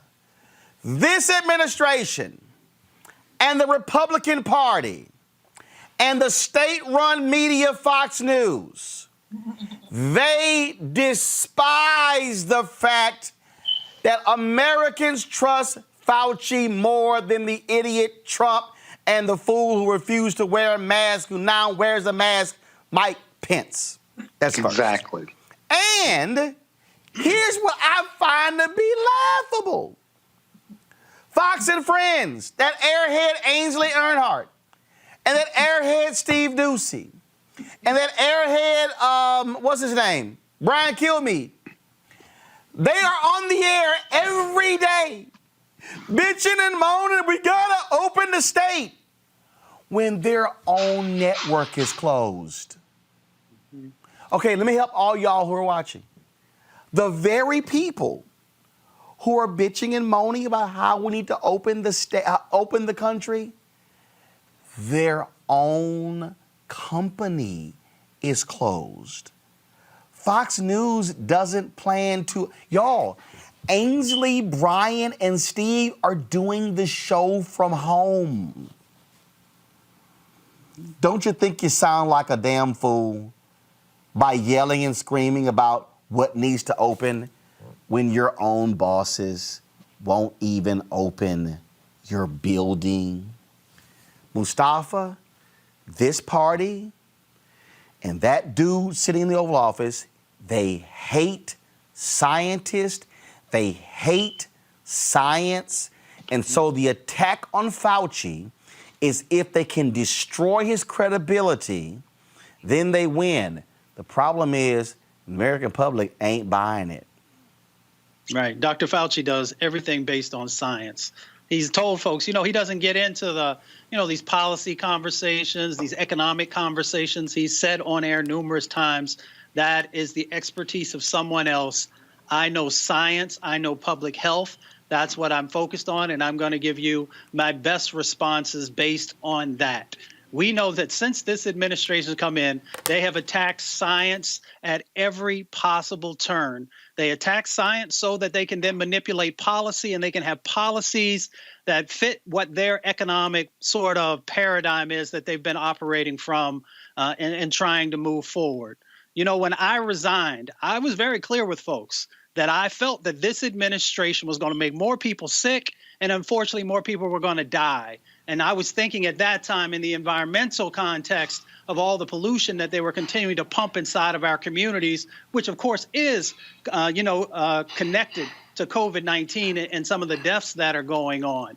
This administration is worried about two things. One, being reelected. And the second thing is making sure that those who have helped to support their campaigns on the economic side continue to benefit. And they're benefiting from the stimulus bills that have already been passed. And they're also benefiting by the rollback of many pieces of legislation. This is, it's laughable to me, Lauren, to watch how they want to dismantle and attack key people. That to me is what I find to be laughable. And to hear Tucker Carlson, we didn't elect him. Dude, really? First of all, if that's the case, we don't elect cabinet members. We actually don't elect the Secretary of State or the head of the Pentagon, or we don't. That's how dumb the argument is. But then again, you want to talk about just dumb. There's nobody who's better at how he still has a job than Mr. White Privilege Tucker Carlson, who's just been canned from network after network, but they still uphold him as somehow a smart guy. Well, he fulfills a role.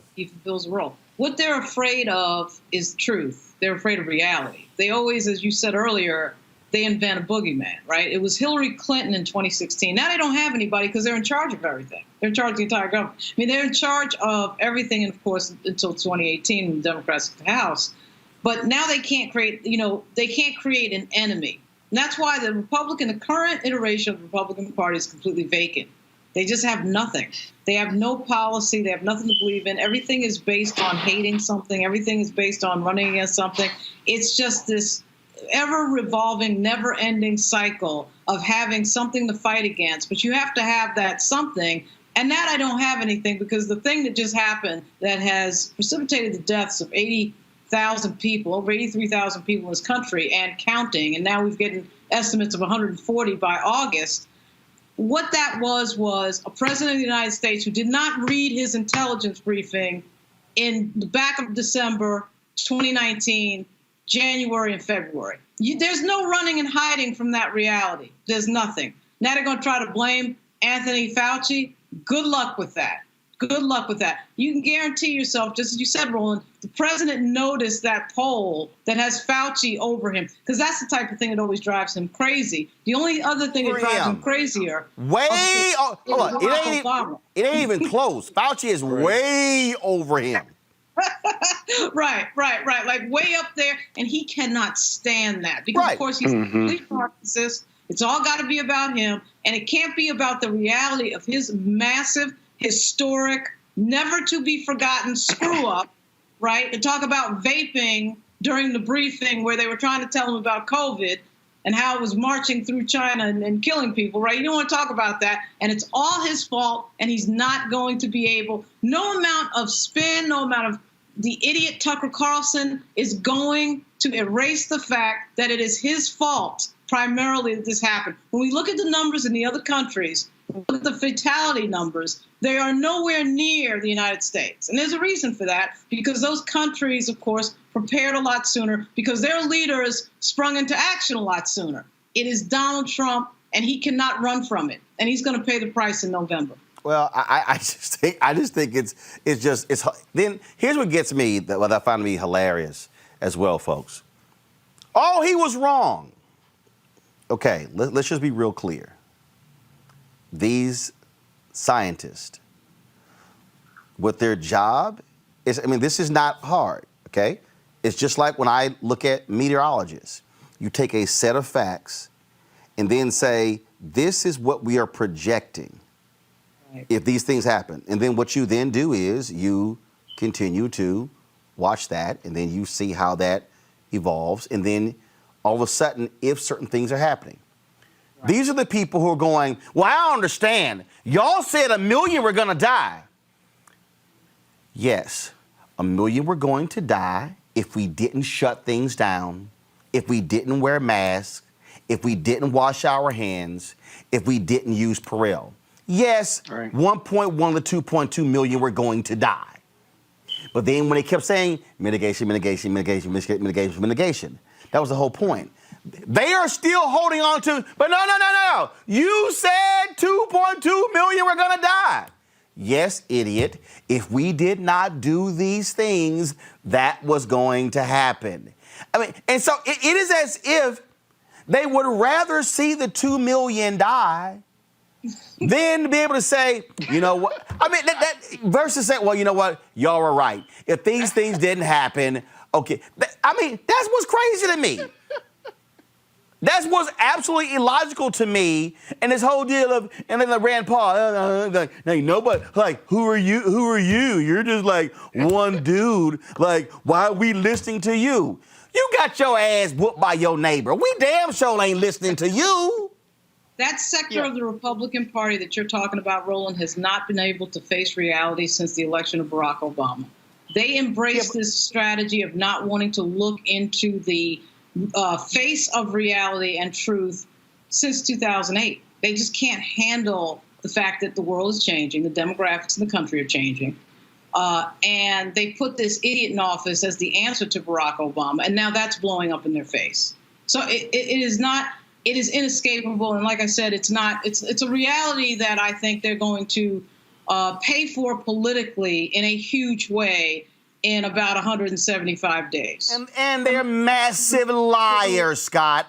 They're massive liars. Like no one. They left nothing. They left you a 69-page plan that you dumbasses didn't even read. Yeah. I'm always amazed. This is the part that is really amazing. On top of everything that's been said, who's listening to these people on Fox News? Easy, Craig. Hold, Scott. They call you. They don't call me because they know Tucker ain't gonna call me. Brett not gonna call me. Laura not gonna call me. Martha, Shannon, none of them, because no. Roland, every time I'm on Fox, I tell them to call you, man. Dog, they ain't called you yet? Hey, hell no. They damn near singing Erykah Badu. You better call Tyrone before you call Roland. They ain't trying to do all that. But this is what we have to be concerned about. The people who are listening to them and believe They believe what Tucker Carlson says, which makes no sense. You don't have to have an IQ of 150 to know that what he's saying makes no sense. But 40% of America, or the GOP, listens to that, believes that. More people watch Fox News than any other network, cable or otherwise, in this country on a nightly basis. And what does that say about us as a country, let alone that part of the country that is completely being demagogued, if you will, or being fed lies through propaganda? That says more about America than it does about Donald Trump. And what does the GOP do after Donald Trump? How do they justify and reconcile what they did the 4 years that he was in? It's irreconcilable. And I don't know how they overcome that. Well, it's all by design. People need to understand, this is all by design to keep their whole deal. The entire strategy here, Lauren and Mustafa, is to basically say everyone else is lying. Everyone else is making stuff up. Don't believe them. Don't talk to them. Just listen to us. Listen to us, because we got it. And the real deal is these crazy white folks. Let me just be as real clear as possible, okay? Because the numbers are very small of black people, and it's a little higher with Latinos. But what this is designed for is these white folks who listen to talk radio all day. They listen to Rush and Hannity and Savage. Listen to all these different people every single day. But see, even on this one, they won't listen to Michael Savage, because guess what? He actually studied this stuff, and he kept telling conservatives, y'all are idiots. The thing is real. No, their whole deal is they worship one thing. The only God they worship is money. They worship the God of money. All they care about, money. You're costing money. It's the economy. Look at that fool, Dan Patrick in Texas. Oh, I would rather give up my life to secure the future for my children. So, fine, you go kill yourself, knock yourself out. But, my parents are 73. I would like for them to be able to live longer. But again, that's how these people think. And it's crazy, Mustafa. They're crazy. Yeah, and I mean, going back to Scott's point, revisionist history. That's how they deal with the situation. They continue to change the narrative each and every time, even when you have videotape or you have hard facts. Folks just continue to do revisionist history. And until we, continue to make sure that there are platforms where people are actually getting truth and information on a consistent basis. So again, I grew up mostly in Appalachia. I remember when folks started buying up AM radio stations and they began to put out messaging that were played again and again and again and again. And that stuff starts to seep into you, and you start to believe things that maybe you normally hadn't believed in the past. And that was a brilliant strategy from the Republicans in purchasing all of those entities. And they got Reagan to get rid of the fairness doctrine. That was the key. The fairness doctrine opened the door by getting rid of it for them to say whatever the hell they want to. And that's why, and I'll go ahead and say it. Look, when we were on Tom Joyner, they were telling us about equal time and all the candidates and stuff. And I was like, what are y'all talking about? Them white conservatives don't care about equal time. Salem Radio don't give a damn about equal time. They ain't trying to put Joe Biden on Salem Radio. Right. That's the game. That's the game. All right, y'all. Last one for y'all before I got Buddy Lewis coming up in a little bit. Y'all know what time it is. I'm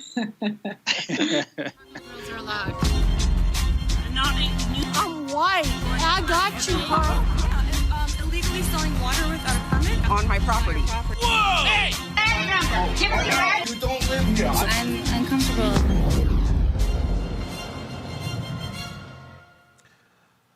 Oh, y'all.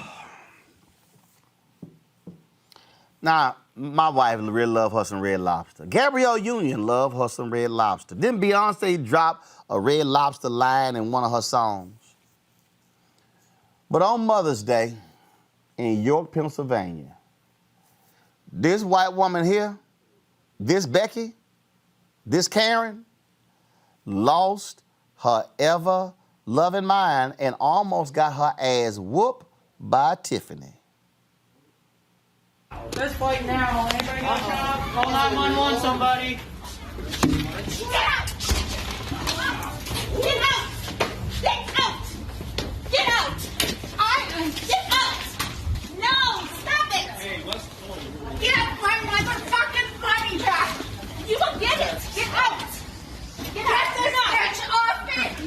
Get out! Get out! Stop it! Get her off me! I am coming in and I'm getting my refund! Where's the key to lock the doors? Right next to the computer. I want my money refunded!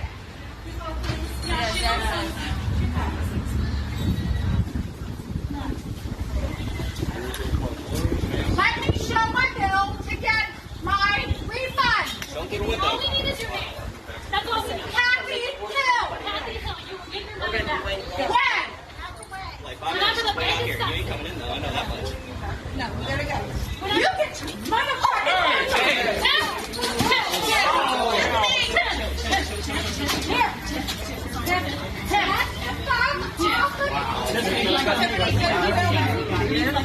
Hey, let go of her hair. Let go of her hair. Hey, calm the fuck down. Stop! Yeah. Stop! Stop! That is enough! Stop. I was assaulted and I have a whole crowd to you. She's been shoving us on me the whole time. Go in my closet. Come on. This guy's videotaping it, so he has it all. They're paying customer. You got people out waiting for 3 hours for food.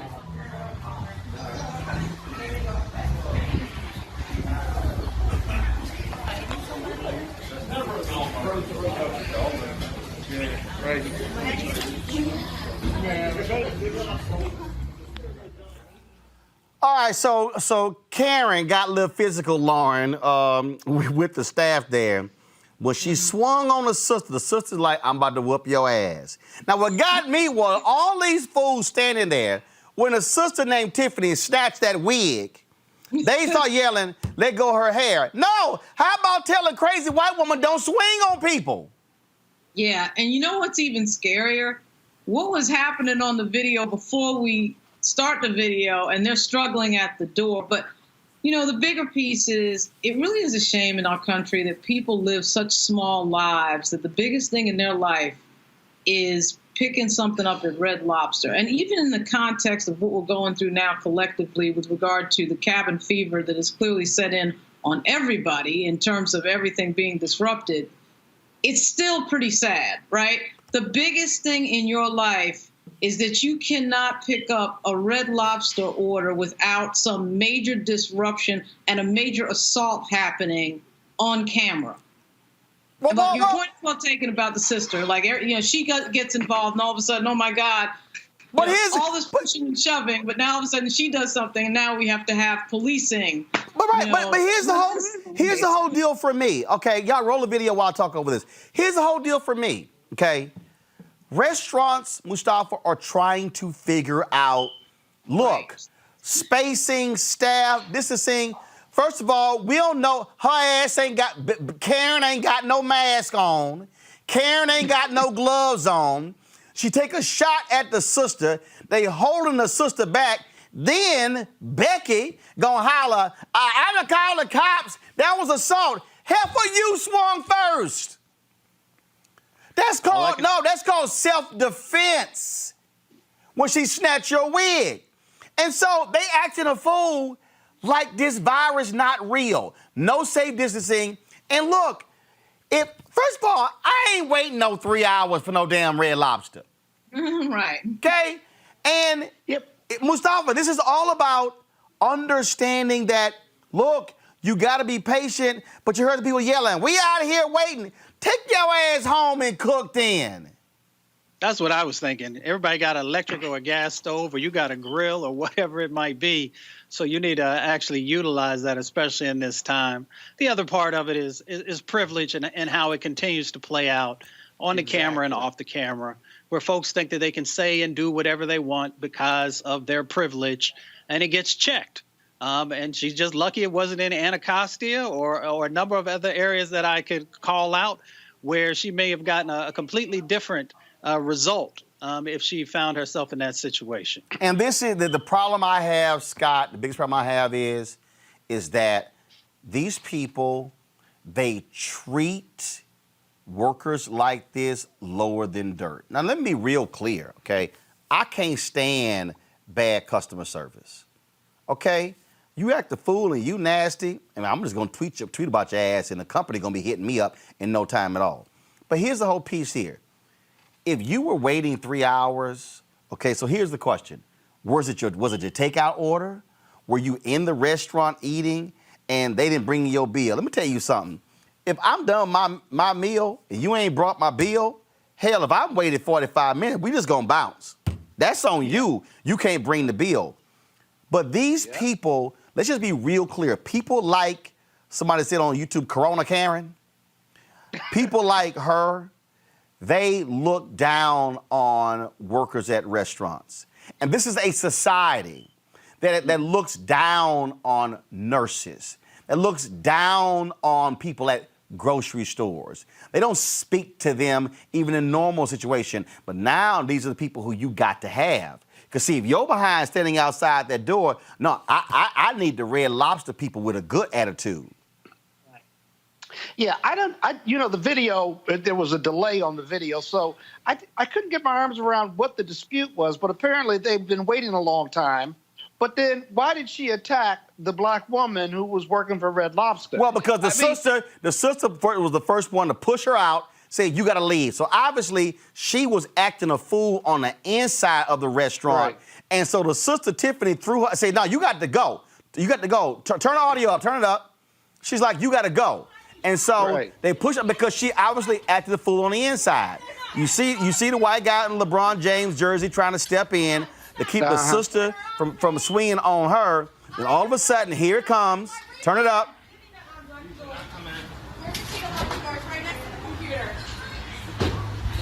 And then she swings.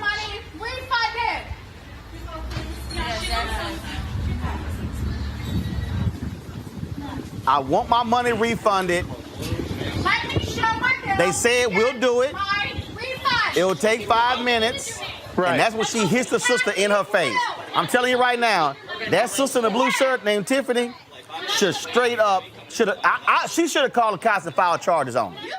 Exactly. She slapped that. She slapped in her face. Like the super white privilege goes in overdrive. You know, the white privilege says I'm better than everybody else, let alone black people or brown people.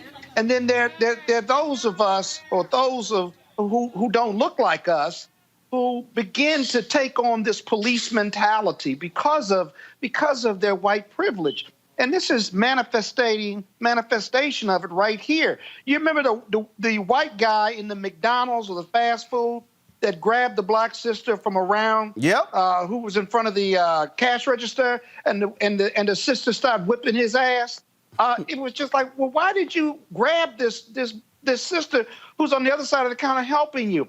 It's like this ownership mentality or superior mentality, and they're not the police, but they act like the police, and then they want to call the police because somehow they think they're superior to you.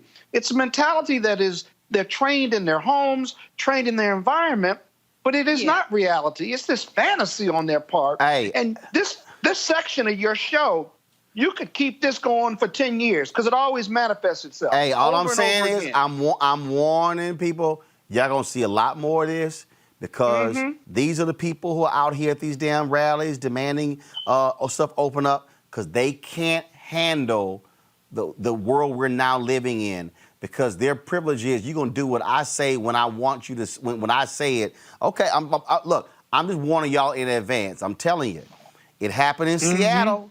That homeless white dude rolled up on that brother who worked for FedEx, and that brother knocked his ass out. He died. He died when he got knocked out. Look, I'm just trying to tell you, I'm just trying to warn y'all. Okay, I'm trying to warn y'all, don't act the fool because it ain't going to end well. Scott, Lauren, Mustafa, I appreciate it. Always been good. Thanks for joining us today on the panel. All right, folks, when I go into a break right now, we come back. We'll talk with comedian Buddy Lewis. I know he got something to say about Corona Karen. That's next to Roland Martin Unfiltered. You want to check out Roland Martin Unfiltered? YouTube.com/Roland S. Martin. And subscribe to our YouTube channel. There's only one daily digital show out here that keeps it black and keep it real. It's Roland Martin Unfiltered. See that name right there? Roland Martin Unfiltered. like, share, and subscribe to our YouTube channel. That's youtube.com/Roland S. Martin. And don't forget to turn on your notifications so when we go live, you'll know it. All right, y'all. It's Wild Out Wednesday time. Every Wednesday, we have comedians on the show.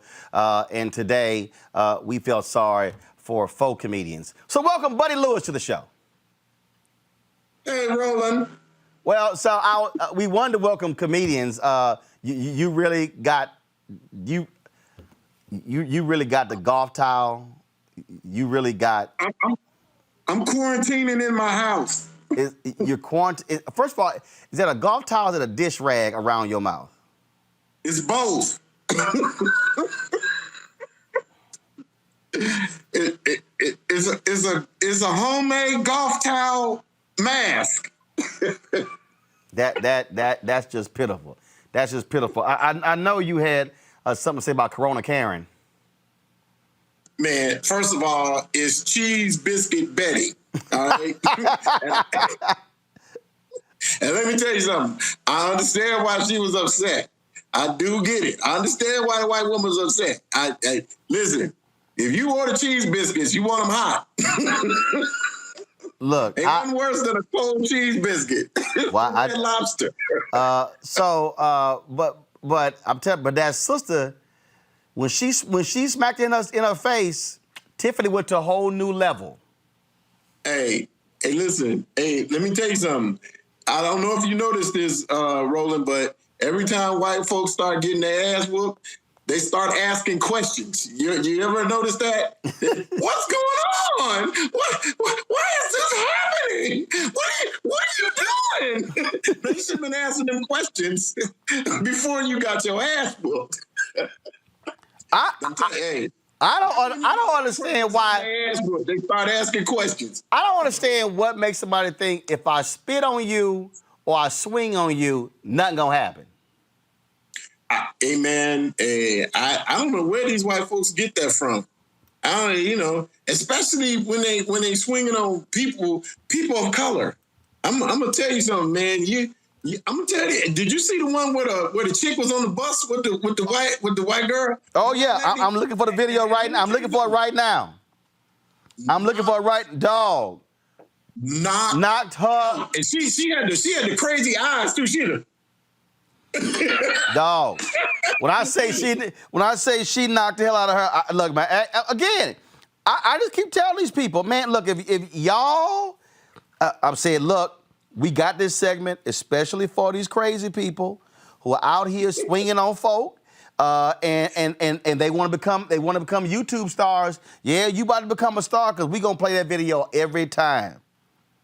I tell you, you need to slap them. Some of these people getting the privilege slapped right out their ass, and that's what you need. I'm telling you, man. I'm gonna tell you something. I'm all for. I'm all for revisiting public slappings as a way to, combat, white folks calling police on people. If you call the police on people and they're not doing nothing and the police get there, I think we should go back and have public slappings where you can just come and come on, lady. No, but not again. Yes, again. Come on, get you. Hey, man. I don't quite public slappings. I don't quite understand what in the hell is wrong with these people. All right, as a comedy writer, what can you find? What humor can you find in coronavirus? Say again. As a comedy writer or an alleged comedy writer, what humor can you find? Can you find in coronavirus? Oh man, come on, man. First of all, I'm gonna tell you what's fun. Do you know what they should do? They should let all these people go out and catch coronavirus. Do whatever you want to do. Open it all up. I say let these white folks have all of it. But then, if you get sick, you gotta go right back to where you went to get your health care. So if you wanted to get out and go to the gun shop, I hope they have some ventilators at the gun store.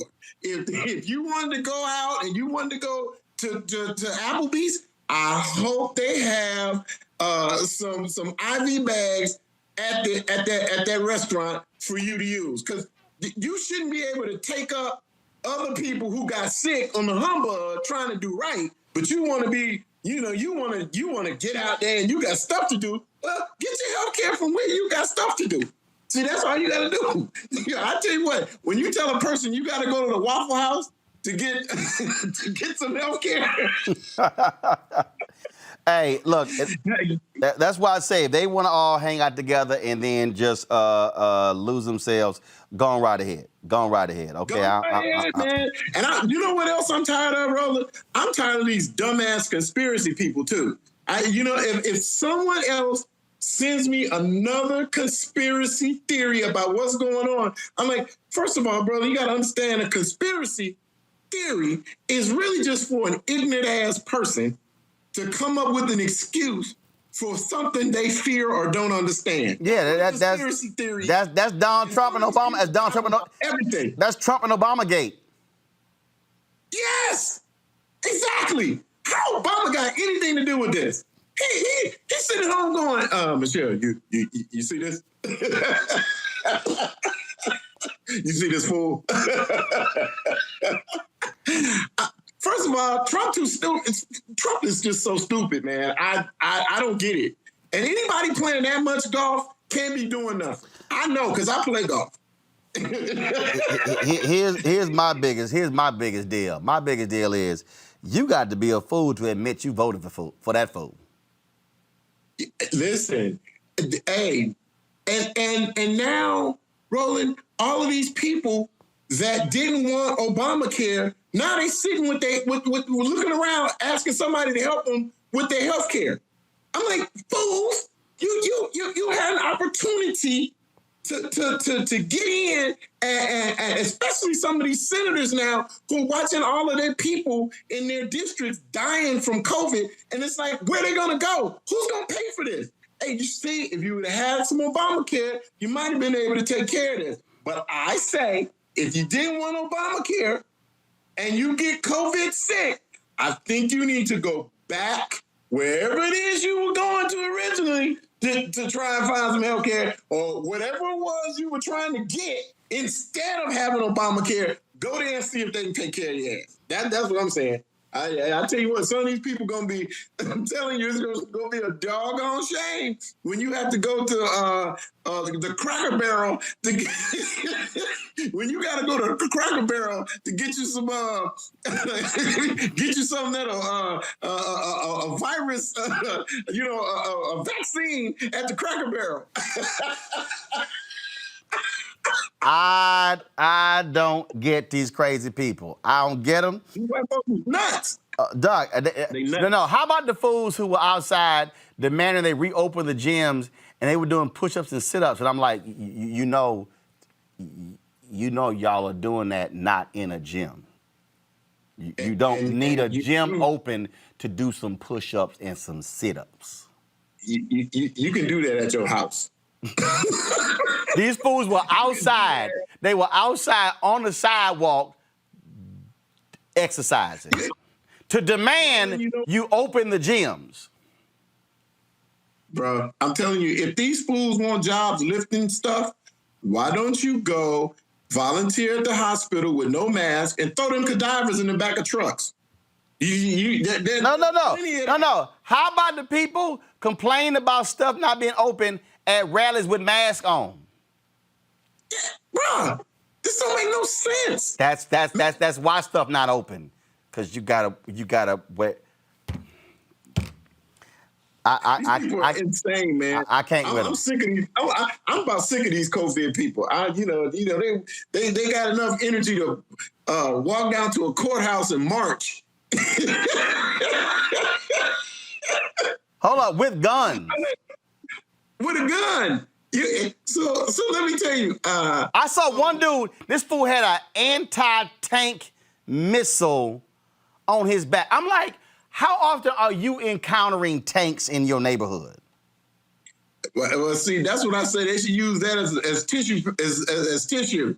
Blow your nose with that gun, but make sure you pull the trigger when you do it. Bruh, these people are something special. They something special. Buddy Lewis, what's your Cash App? Hey man, mine is Roland B. Lewis Jr. 14. Send me something. Okay, hold up. Seriously, I mean, how long is that? Roland B. Lewis 14. No, it's R.B. Lewis Jr. 14. R.B. Lewis Jr. 14. All right, I'm gonna send you something because you're damn near homeless. So I'm gonna go ahead and do that. You know what, Roland? You know what? And I'm gonna take my $2 and I'm gonna use it. Hold up. No. I ain't say I was gonna send two. You didn't. Man, I don't get two anymore. No. Come on, Roland. I'm gonna cut that two in half. I'm gonna cut that two in half. I look. I mean, you thought you did $2 worth of comedy. Now you did about $1. $1? Okay, I'll take my $1. I'll take my $1. All right, buddy Lewis. Roland, you know what? Send me the $1 and I'll beat you out of the other $1 when you come play golf. You know that's not gonna happen. You know it's not gonna happen. It happens. I mean, you know it's not gonna happen. I mean, buddy, do you really want me to show? Buddy, do you really want to show the video on this show of me outstepping you on a golf course? Do you really want me to? Buddy?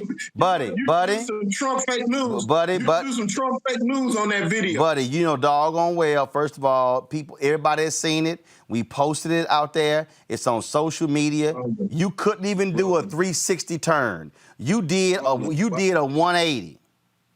Roland, why don't you tell the truth that I had already stepped. Where? You put it. Hold up. This is a new one. You stepped where? You set out I set out a hop, Roland, and then you turned on Atomic Dog, and then we did another one. No, that was the first. That was. See, y'all. Right now, Buddy Lewis right now is imitating Donald Trump. He lying.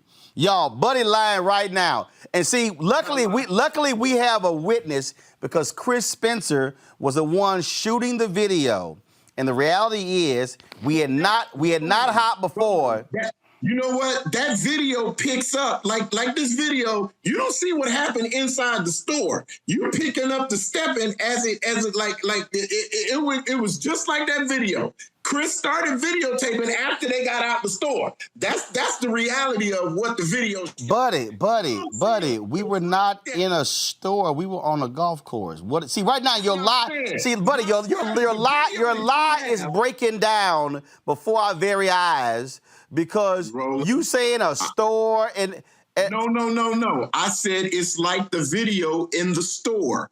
I'm saying that video that we have is not showing, just like the store, doesn't show what happened on the inside of the store. That doesn't happen. You don't see the pre-step before we get to the stepping. You don't see that I already set out a hop, which made you go, I can hop better than you, which means you turned on the music, and then we set out another hop.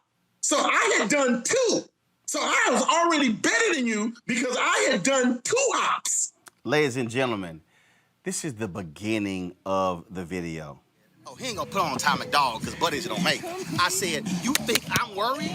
Now, Buddy was hopping. The problem is, Buddy can't step anymore. Shit, Buddy actually hops. He gonna blow both knees, an ankle, all this sort of shit. So let me, since he old and he an Omega, let me show an Alpha, show the ass how to do it.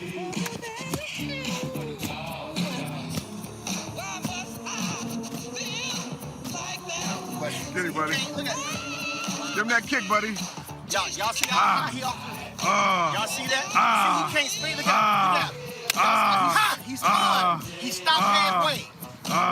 Because he can't. He gonna blow something. Nigga, y'all kicking mud all on my face. Don't let the Alpha turn you out, buddy.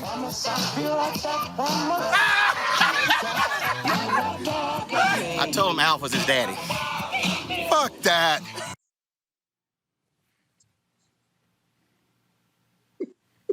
You know what, Roland? We gonna have another step off. See right there, y'all. Right there. When somebody say we need another one, that means they got their ass whooped that time. Yeah. See, buddy, problem is, buddy. I'm just gonna prove. No, I'm just not gonna have a pre-step before the step show. That's all. That's what I'm saying.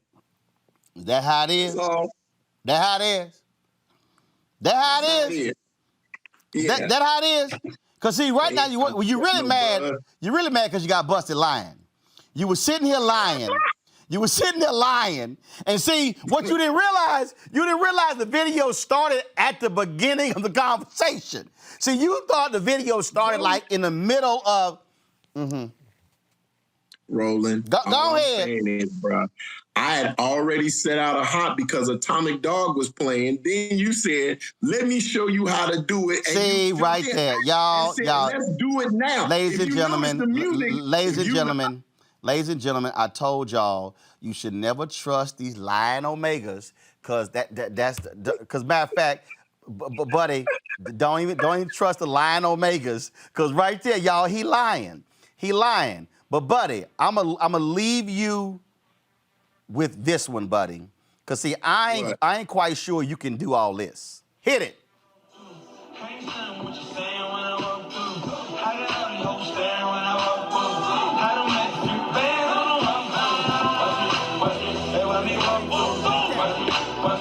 You ain't smooth like that.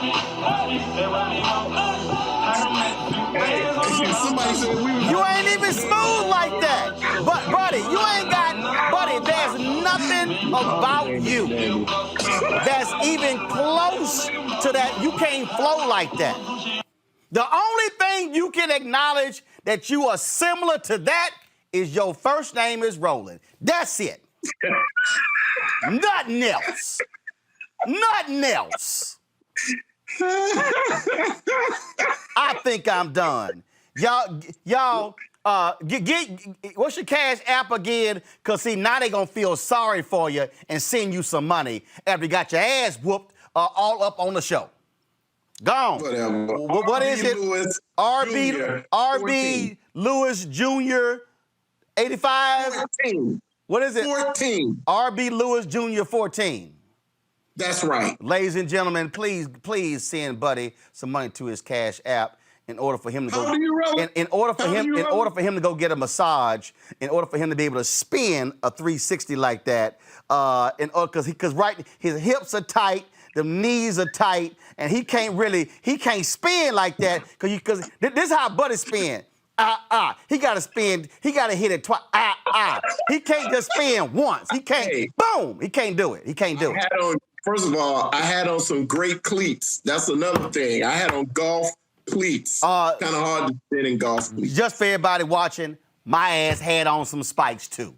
They just happen to be black and gold. I'm done, y'all. Let me just thank you very much, buddy, faux comedian Lewis. I appreciate that. You embarrassed Howard University tonight.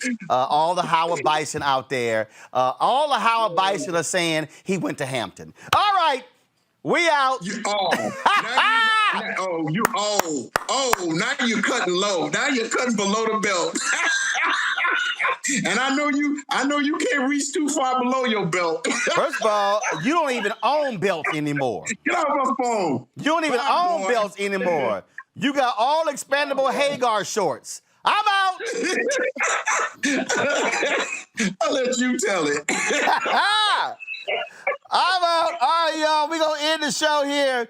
We got to show the people who have given to us via our Cash App. Where you going? The show ain't over. Where you going? Me? I ain't going nowhere. And we done with Buddy. How she just gonna walk out of here? Girl, no, she didn't. Did she really? Anthony, hit her with the camera. Put camera 4 on Camila.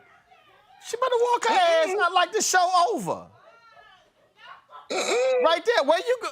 What?